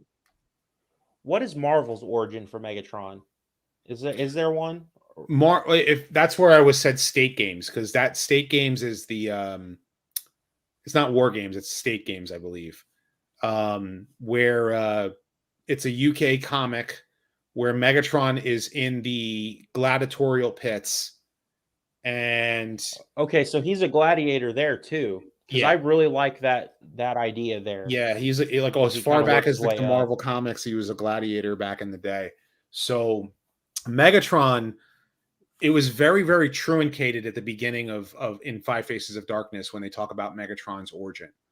So you don't know what led from, like, the Five Faces of Darkness origin is so, it's not convoluted. It's so truncated. It's so, like, they're just trying to tell you the entirety of the history of the Transformers in 5 minutes. And of course, the animation error with the Constructicons building him in a lab. They built him, and then they gave him life, or what, they had him activated. But did he start the war right away, or did he eventually start the war? And it's the third Cybertronian Civil War. So there already were Cybertronian Civil Wars prior to that. And they talk about that with the colony worlds in season 3 with Fighter Flea, the fact that Sandstorm and the Paradronians left Cybertron, which would also explain the Maximal homeworld in Rise of the Beasts, which is a different continuity, but same for the ones in the Unicron trilogy. Why Velocitron exists, why Giant Planet exists, why they all fled Planet exists. Yeah. So they didn't want to be dealing with the war anymore. And I'm IDW. also a big proponent. I also like the idea, like the simplicity. Like, I've said this before about the Transformers movie that I want to see, for a live action film, would be the simple one where the Autobots and Decepticons come to Earth and they're fighting on Earth over our resources, because gas prices right now are going through the roof. And this is exactly why Jim Shooter wrote the initial idea that they came to Earth looking for fuel. And that was his initial, storyline that he wrote. And that was the 8-page story treatment that became both the Marvel comic and the G1 cartoon. So there is one more Transformers movie, isn't there? That's in with Angelo Manuel Soto doing Blue Beetle. So that's still also another movie that's, no one knows what that's about yet, but I think that might be a spin-off from something. I don't know what or who will be the bot they choose, but I would love them to do Drift. I don't think Drift would do as well, but I would love to see him get a solo movie, work him into maybe another sequel. An Autobot or a Decepticon who eventually becomes an Autobot storyline. If they follow the comics origin of him. Bryan Cranston for Optimus Prime. I think he'd work as an older Optimus though. Again, I think that I can kind of see it. I think the stoic voice is sort of in that area. I think with Chris Hemsworth, he can have a bit of a stoic voice, but it's not going to be that deep, because he's still learning about who he is. I think Chris Evans would have been better, to be honest. Tone wise, Chris Evans was Chris Evans who Captain did America. Yeah, he was also the voice of Buzz Lightyear, wasn't he? Yeah. Yeah, no, I don't think that would work. Not a great movie about Lightyear. Not what I wanted out of a Toy Story spinoff. I've heard there's a movie that Scarlett Johansson's in where she plays like an AI voice, and Ghost in the Shell. Yeah, and then she's also done a film where she is she's basically a phone, and that's Lucy. She turns into she finds this drug that makes her use more than 10% of her brain, and it basically allows her to do impossible things. She turns her whole body into a supercomputer at the end of the movie, and becomes she's in another movie as Yeah. well, though. I think there's another one where she's basically like she's in it with Joaquin Phoenix, and she literally is just the voiceover for the whole movie. She's not in the film, and she sounds pretty good. So I think her voice will probably be all right, to be honest.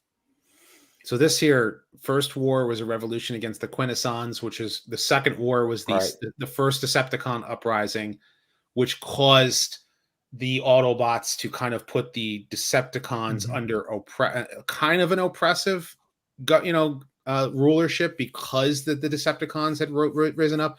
If anything, the second the second war was the victory over the Decepticons was the same kind of victory like World War One. You know what I'm saying? Like in World War, at the end of World War One, Germany was basically put under an oppressive treaty. You know what I mean? Which gave rise to Nazi Germany. And the third Cybertronian Civil War is the Decepticons led by Megatron. So, and that would make the most sense, because that's how the war is supposed to like line up, is that Megatron, basically, takes command, says we're going to stop our oppressors, but we're going to do it and conquer and rule, because the Decepticons, by their nature, they're built to conquer and rule. Yeah. So, the way FunPub did it kind of interested me, because with FunPub they made them splinter factions. There like were the splinter Decepticons. factions. Yeah, there was And Death's then- Door splinter faction, and then Megatron wins it all. At the end of it, and then Wardon. Well, no, I think it's between Wardon and, if I got to look at my timeline, because I've got the timeline of it. It's he beats Deathsaurus, almost kills him, and then we go into More Than Meets the Eye.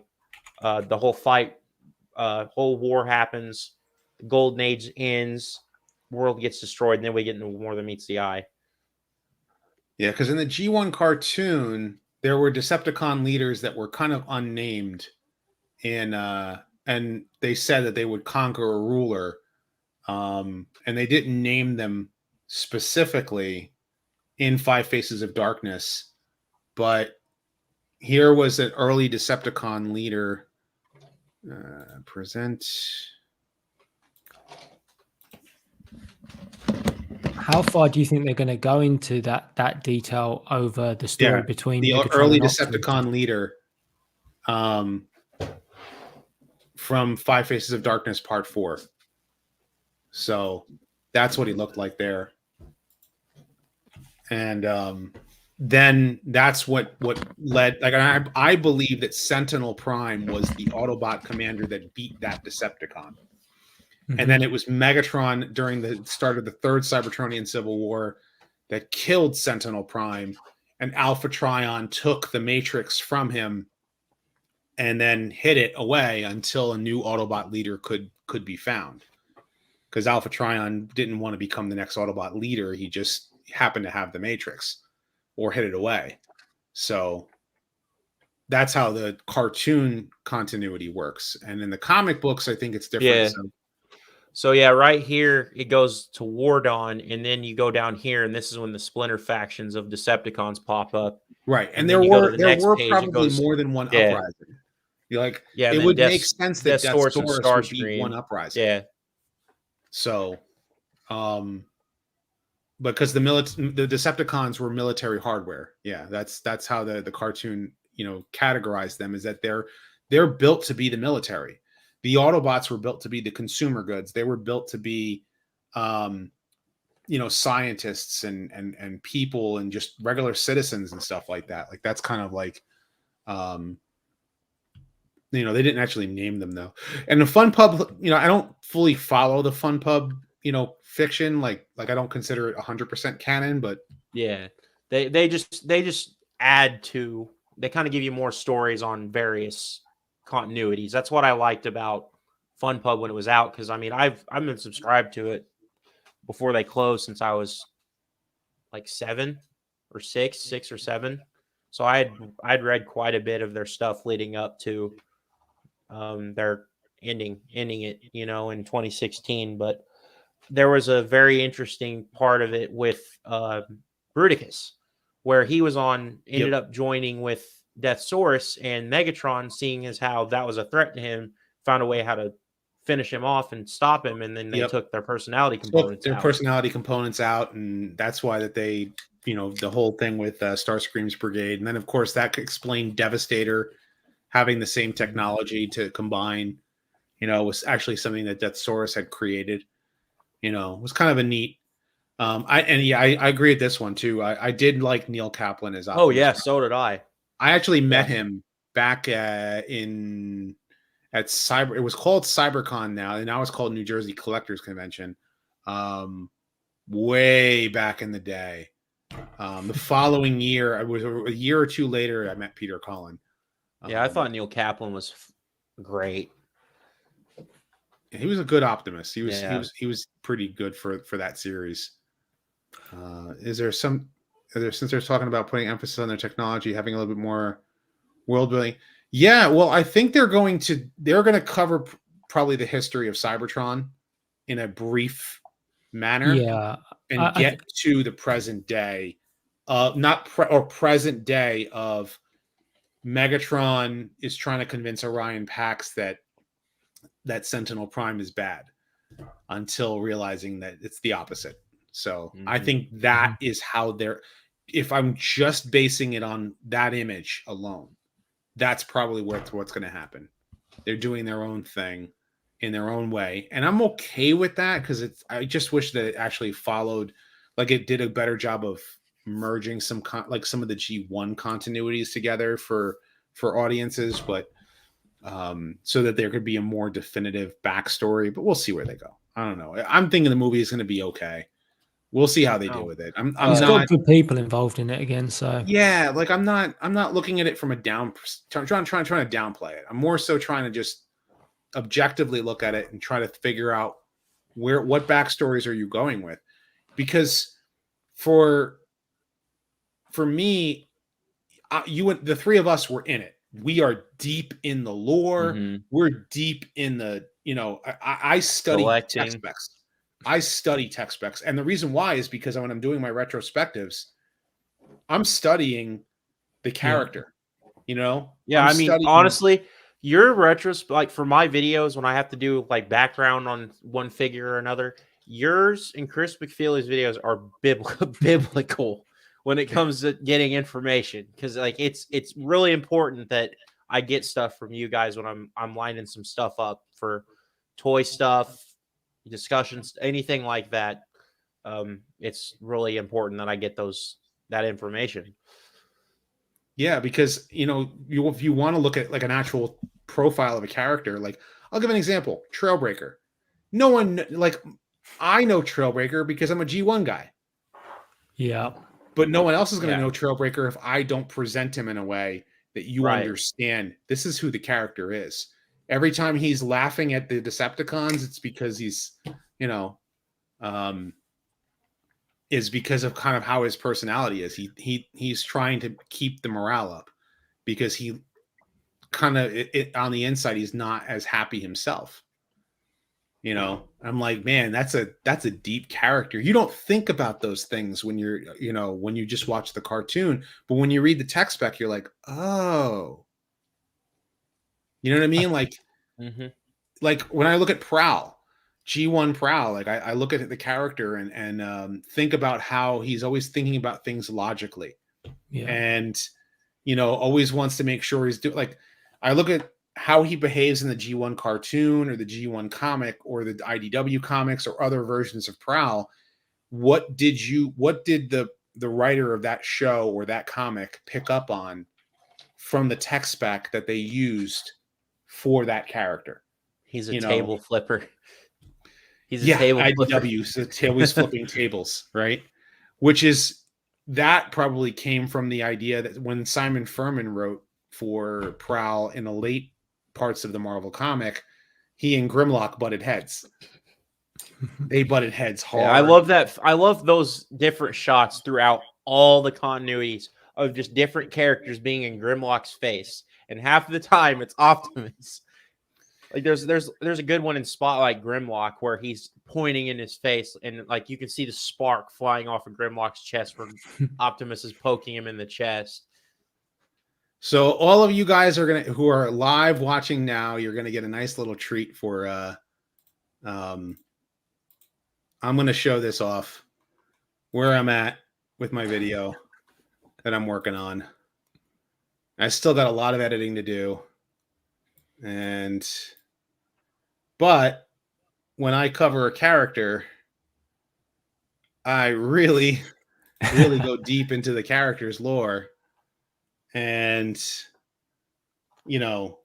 so this is why, like, I know, like, so much about the characters because, like, I'm really following through on this stuff. I love Michael Bell. He's so cool. He is. He definitely is. He's probably my favorite voice actor from G1. He's so versatile, so very versatile. Love him as Sideswipe. Sideswipe, like was my favorite character. He did, still is. Well, Sideswipe, because of him, is one of my favorite characters. Which panel it is? This panel right here. Yep. Yeah. Well, you not leader. I am. You shared that today or yesterday, right? No, I shared this panel. Or yeah. I shared this panel. I love that art style. Andy Wildman's. Yeah. So when he it's draws so mouths. gritty. Was he the one that drew the Ratchet Megatron? The punch? Yeah. I don't know if it was Andy. No, not Megatron. Well, I don't know if it was Andy Wildman or if it was Jeff Senior. Jeff Senior did issue 75. But Andy Wildman, with all of his like the way that he drew the characters with their mouths and their spit flying out, and yeah, that's the way that he drew those characters. So, and then Unicron in issue 75. Oh, I love that picture of Unicron where he's just like eating a handful of Cybertron. Yep. That picture specifically.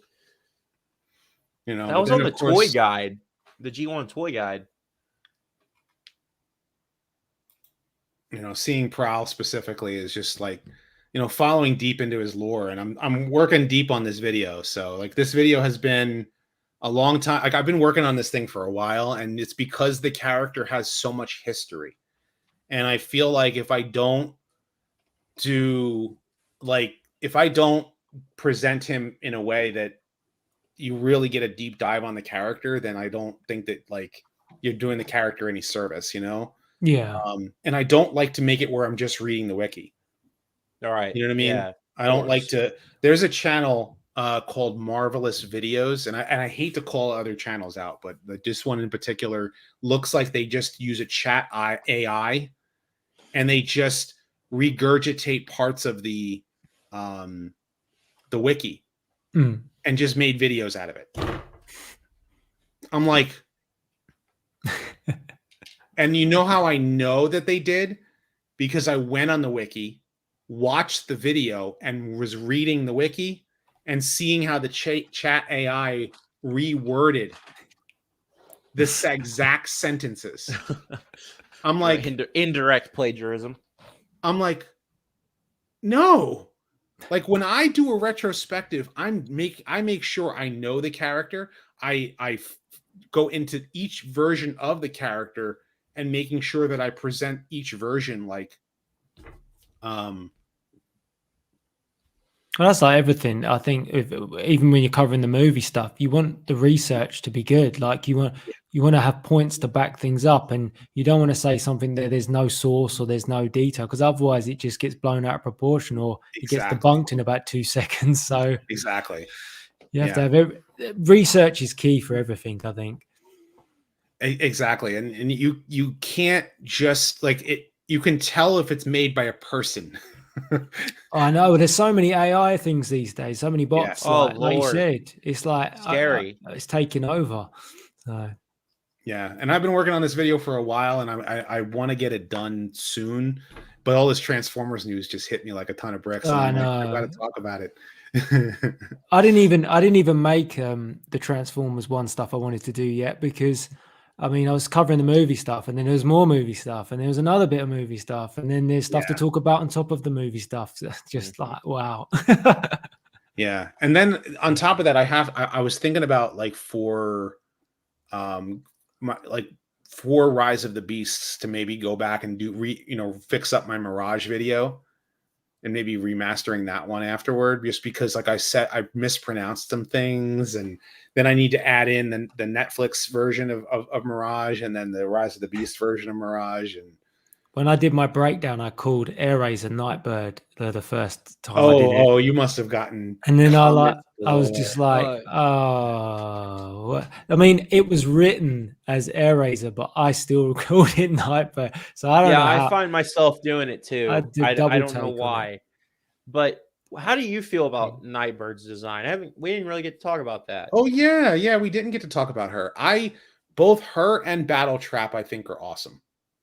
Yeah, I think they're both good. I'm with you on that. We haven't really seen Nightbird 100%. Like, she comes out the water a little bit, and we see the robot mode. But the robot concept art that I saw, she looked really cool. So if we get to see a bit more of her, I'm hoping her. Of course, her helmet part where she transforms. We actually see her beak, like it's like a beak nose, and then it's still that ninja. That transformation reminded me a little bit of when Ironide smashes into the dreads, and they do that sort of slow. That's what it reminded me of. The way she's moving through the air, it's slow. So, and people were thinking that she would like land and run. She crash and burns, doesn't she? Yeah. She just absolutely just eats dirt. Yeah, like there's no because there's an slightly extended version of the trailer for another country of some kind, and she absolutely eats dirt. Delzord, are you a fan of the Game Chasers? The Game Chasers? Yes. They go to flea markets and stuff like that, and they go looking for games and toys. Oh, right, like toy hunters and stuff, or yes, yeah. Well, they're the Game Chasers and Toy Chasers. Melvor is actually one of my patrons, and he happens to edit the videos for the Game Chasers. So, okay. I think he's related to. I think Jay is your brother, or is it no? Billy is your brother. I forget. He's going to correct me. I know he's going to correct me. You can't say anything wrong as a content creator. No, you can't. You're not allowed. You're going to get attacked. Now, Battle Trap, it's funny because like he never really was a character before. Like even in G1, like he was just a Duocon. And I did a Duocon's retrospective, and maybe that's another one that I might need to do just to add on for the Battle Trap for him. But he's probably just going to be a cool missile firing Decepticon. Do you want to know what's interesting about? He's going to probably be a goon, but it's okay. The final battle, though, cool if you notice, he's the one that's colliding with Primal, isn't he? He's the one. The Scourge is not in that final battle in that shot in the first trailer. Optimus Primal jumps. And, when he's running in. So I'm wondering, where is Scourge in that shot? Is he hanging back, or is he not in that scene? I'm willing to bet they're trying to get to Scourge. Yeah, so like he is the final boss. Yes, like that's kind of how we have to look at it. He is the final boss. I think those Terracons are going to put up a pretty good fight, even though there's only 3 of them. I think. I don't think they're going to reminded me of, and you ever seen TMNT? Yeah, the 4th movie, the animated one with when they have that big battle at the end. Yeah, I don't know why something about Rise of the Beasts battle sequence there reminds me of that TMNT movie. I don't know what it is that just brought me back to that sequence. I'm just on that final sequence. I'm just interested in where it's taking place. Like I just can't quite. It's got to be somewhere else, because there's no. You think all of this movie's going on, and we've had like no military, no nothing in this movie. It's all just Transformers. So it has to go to a place where none of that can happen. or humans aren't involved, because otherwise there would just be so much carnage, so much panic, and it's not in this I film. think it's going to be in Machu Picchu, like around Yeah. Machu Picchu. So it's going to be in South America somewhere. Do you think do you think from the movie that's actually going to be the place where it is, or do you think it's going to be Machu Picchu but hosting it as I a think that's where the planet? final battle is going to be. Right. I feel like the whole Optimus and Scourge talking thing that we saw in the newest trailer. That's going to happen at I think that's going to happen at the museum. They're going to fight at the museum. Well, the Scourge speech is in the daytime, which is why I was thinking that maybe that's where he pulls the gun on him. That's where that's what I was thinking. Maybe it was after Optimus hits him, because there's a small footage of someone on the street while the movie was being filmed, where Optimus runs into Scourge and hits him. I was wondering if that happens. When he gets crashed through the wall, that one. Yeah. During the making of. Yeah, that's the chase, isn't it? Yeah, I think that chase ends up them going into the mountains and whatnot. So I think Stratosphere is going to be kind of like Omega Supreme in that he's just kind of like the taxi. He's a robot, or either Omega Supreme or Jet or Skyfire. Are we going to see his robot mode? I think we're going to see his robot mode. Yeah, I think we're going to see his robot mode. I think he's going to body Transit. That's what I think is going to happen. He'll just body. You think Transit. It's going to be him that does it? Yeah, just one shots him. Maybe. I think that Transit's getting killed off right at the beginning in the New York stuff, and he's going to be I think something might happen with that character, that it's used as some repurpose or something. But because he's the only he's a Decepticon, isn't he? Stratosphere is like Skylinks. Yeah. If that's what they're out doing, or what if that's what Optimus is out doing while hunting Decepticons? And then he comes back after killing Transit or something. He's like, "Oh, you brought a human here," and then they fall and crash land right after they kill Transit. I was thinking maybe that was because that wall or the rain sequence. If you follow that the trailer, there's when he's looking up at Unicron. I think that's the same, it might be a flashback, but he is in a few scenes. Optimus is wet. That's a pretty shit thing to say. So it's a pretty bad, but he's wet throughout numerous scenes. So I don't know if they're all in sort of relation to each other. So I think that they're going to make, I think that the Transit scene is going to happen at the beginning of the movie. Yeah. And I think that Stratosphere is specifically, he's not going to become like a Skylinks. If that's, don't make Stratosphere Skylinks. Like he's not going to become Skylinks. He's used like Skylinks, like he's transport. You know what I mean? Drop. Yeah, because they're in the cargo, aren't they? They're right. The two human characters. He carries them. Right. He's a cargo plane, basically. So that's how he's going to be, and how he's used. I don't think his part's going to be too big. Plane, though. To be honest, they picked a really cool plane. Yeah, for him. Yeah, that they did. Do you believe Transit is in the movie because they needed a Decepticon that they can kill quickly? Yeah, they're probably using him to set up. Oh, you think I'm bad? You haven't seen what else is. It's going to be like Barricade. Barricade gets beat up in the first. Or he's kind of like the was it Demolisher? I think or Blitzwing. How they did Blitzwing in Bumblebee. In the Bumblebee movie. I think it's kind of cool just having that Decepticon in there to sort of. I think it's kind of cool just to have, and they're going to reference it. I think because I think in describing Scourge, you're going to be talking about all these symbols on him and what their purposes were and what his history. So I think you will get talk of Decepticons, Predacons, and all things in between. Theory. Who's going to is it Scourge? He could do. Yeah, I mean that's interesting. If you think that scene where he arrives at the bus station, wherever it is, Scourge could have already killed him.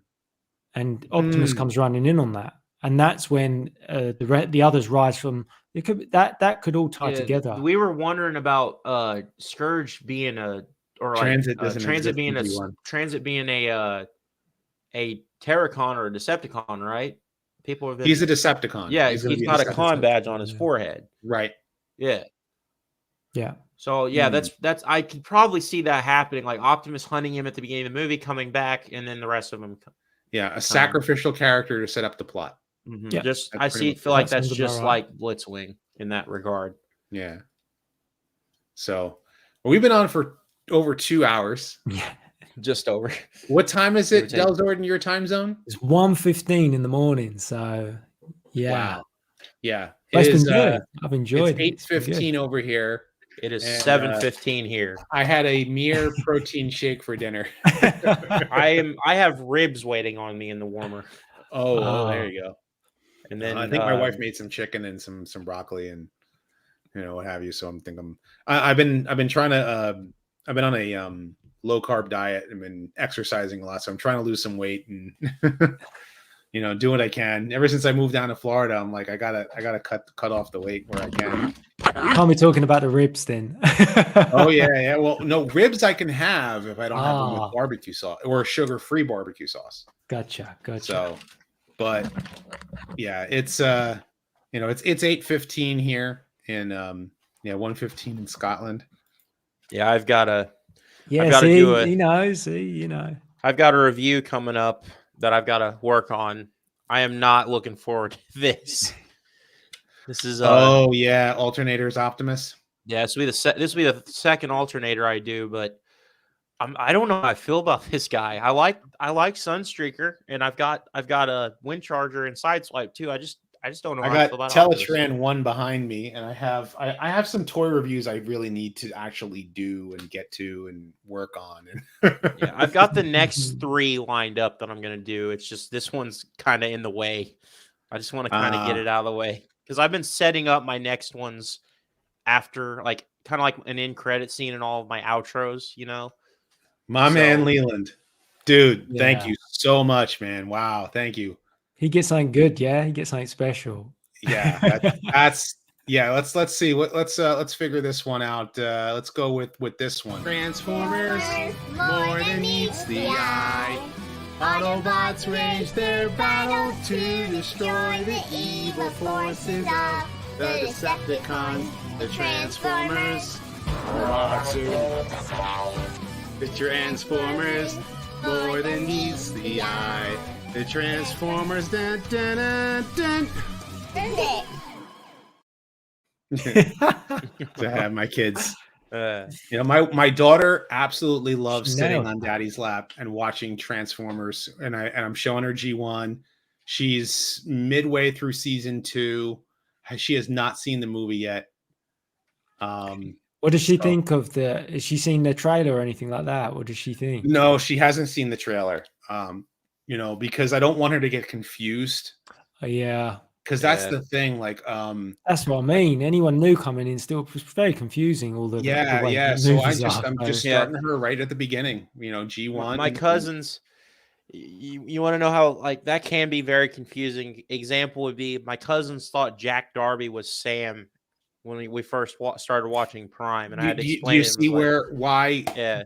That is the reason why old school G1 fans like myself are so protective, and why we want Generation 1 is because we want the next series to be able to be easily accessible to the next generation with similar characters and characters being treated with care in the new stories, even if you're doing a new continuity. So yeah, she has not. That's my wife. She says, my daughter hasn't seen the '86 Transformers movie. Oh boy. Oh boy. Yeah, that's gonna be something. And she can name a lot of bots. She knows Prowl. She knows Wheeljack. She loves Wheeljack. She loves Ironhide and Starscream, and she can name them all off. She can just come in here and she's like, when am I going to see the episode with the girls? And I'm like, oh yeah, we're getting there. We're close. A few more episodes to go. Because she comes in and she has she'll grab my Arcee and Lifeline and just plays with them a lot. So, and it's great. Hey, Theorymus. Oh, hey, what's going on? Hey, don't say we can't see the surpass the peak we had in 2000. See, I'm perfectly fine with setting things up for the next generation, but like I said, that is the reason why like a lot of older fans like myself, we hold on to the continuity so well. We hold on to the characters. Like I'm doing the retrospectives. I'm going deep dive in the tech specs. You know, I care about these characters so much. And so when I see them not being handled or treated with any care, I'm like, that's you want me, like you want the stories all to be good. So it's like, you know, the movies, everyone was like bigger and better, but in my opinion, I just want good storytelling in each of these. So But- you get the good characters and you don't kill off a character that, like, you know, killing off a character so quickly is so dismissive. And then it's a bit like Lorenzo said, oh, we've sort of done the Decepticons. I'm like, there are so many Decepticons that you haven't done. You haven't. Yeah, but You've done this. but I get why they've moved away from it, because they're trying to freshen it up. But that's because of mistakes from the past, you know. Right, So right. there's just so many awesome stories to be told, but they have to have a plan. It's a bit like with DC. If you don't have a plan, then things fall apart. And So I think Stephen Cable Jr. has a plan, and I think that he knows where he wants to go with the next set of movies. I hope so. He said it.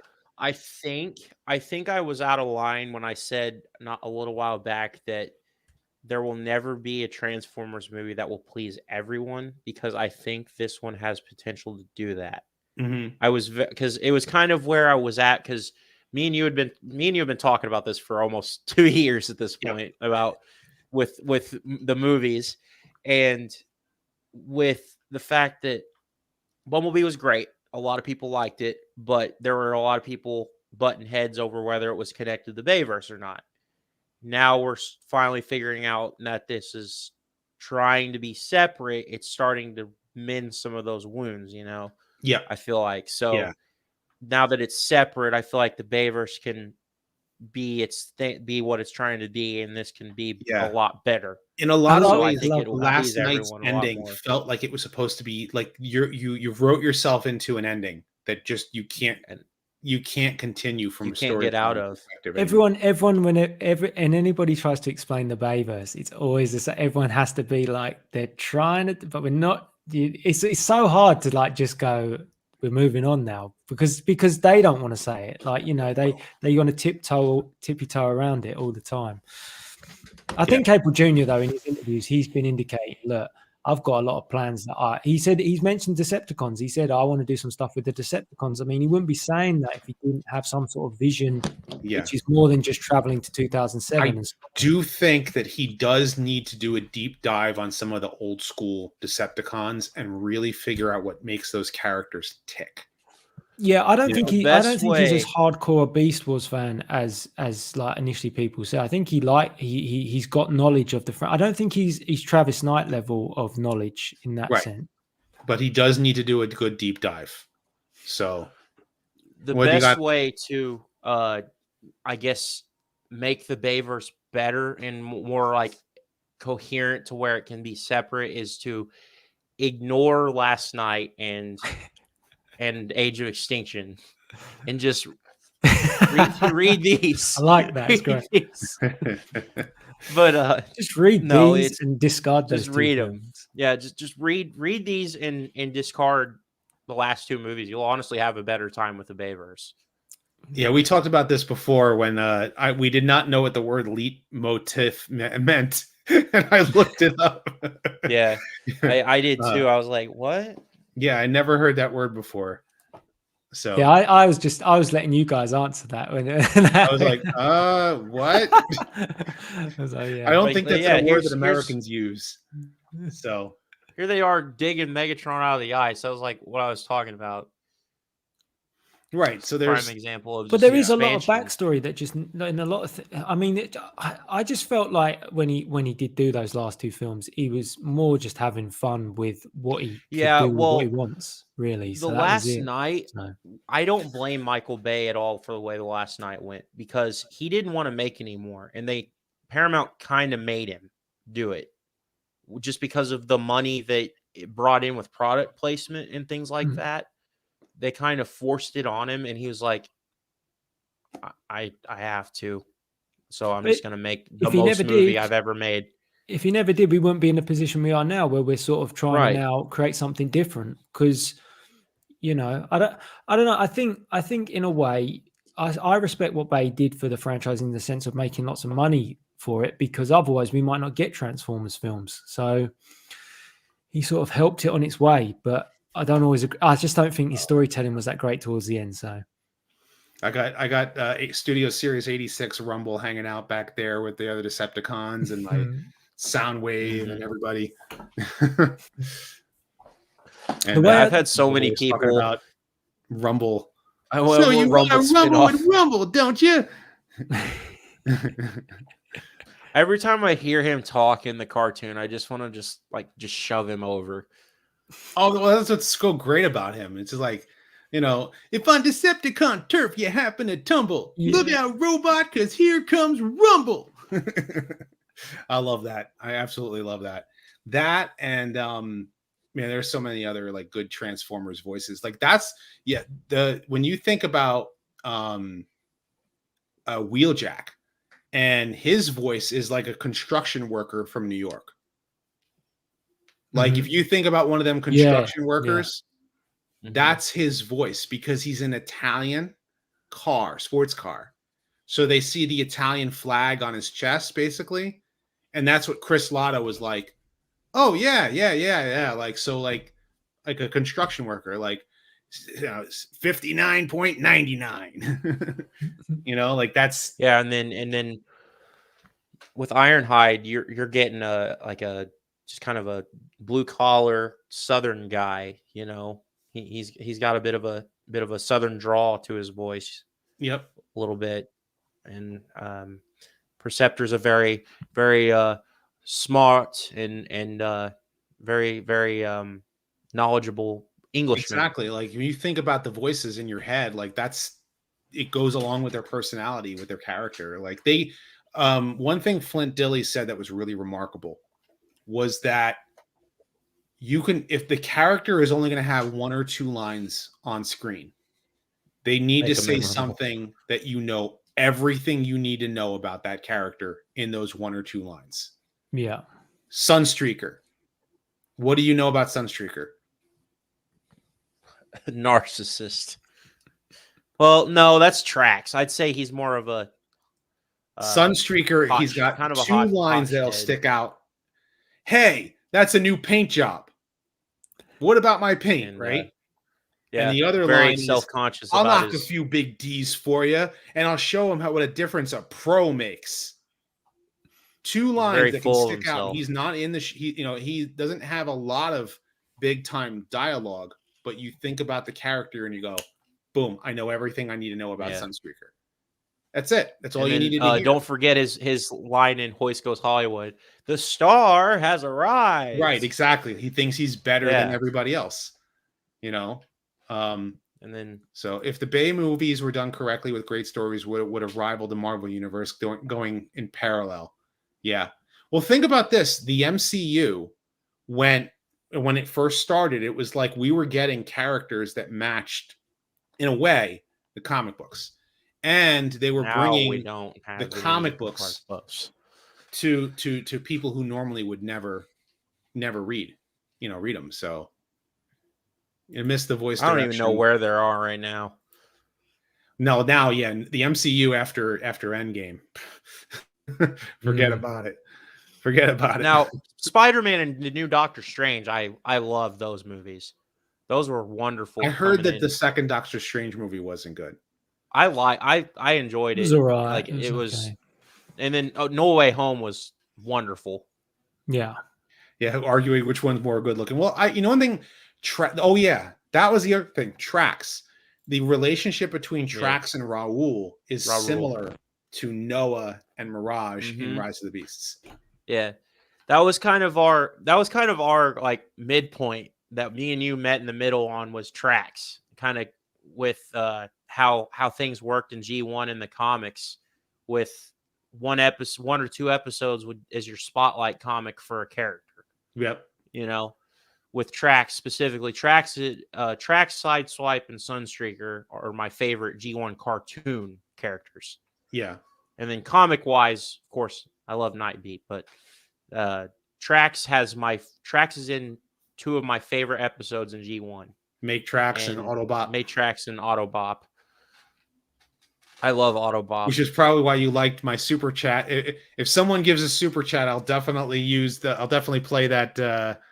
Taking it back to the old school because it does the breakdancing. Oh man, that's my origin story on YouTube. There you go. I did a voice for Rodimus in his Blaster retrospective.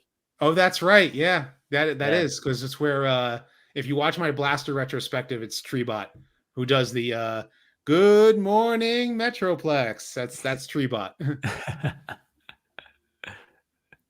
Did it in 3 takes. 3 takes. 3 takes. It came out really good. So it came out good. I think it came out really good. So, but we've been now at almost 1:30 in the morning for Delzord. Yeah, for me. I better be turning in soon, guys. So yeah. All right. So I'm gonna do a super. There you go. Thank you very much, Melvor, and we're gonna show off brand on this one. Word. Let's take it back to the old school. Word. Let's take it back to the old school. Yeah, so that was a cool finish. I like it. So for that, we're gonna end the stream. We've had some fun tonight, I think. It's been great. I've had a really good time. It's been really good. It's been good to just talk all things Transformers. You get to talk Transformers. We get to talk about the things we like. We get to talk about the things we don't like. And we get to talk about, just cool stuff. So Delzor, definitely check out his YouTube channel if you haven't already. Be sure to smash the like button. I know that people have to say that all the time, right? Here on YouTube. I hate when people say that, but it's just you gotta get people to subscribe. Smash it. I'm getting so close to 100,000 subscribers. Yeah. Delzord's sitting at 16.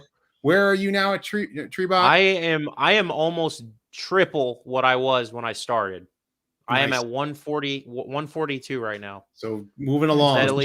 You'll get to 1K soon. And I'm very excited for it. Fun tonight. I had fun talking to you guys. It's me too. Just always fun talking to you. It's always a fun time. So we're gonna end the stream tonight, and you guys can stay on because I'm just gonna keep the you don't have to click right out once I end the stream. Right. But until next time, guys, till all are one.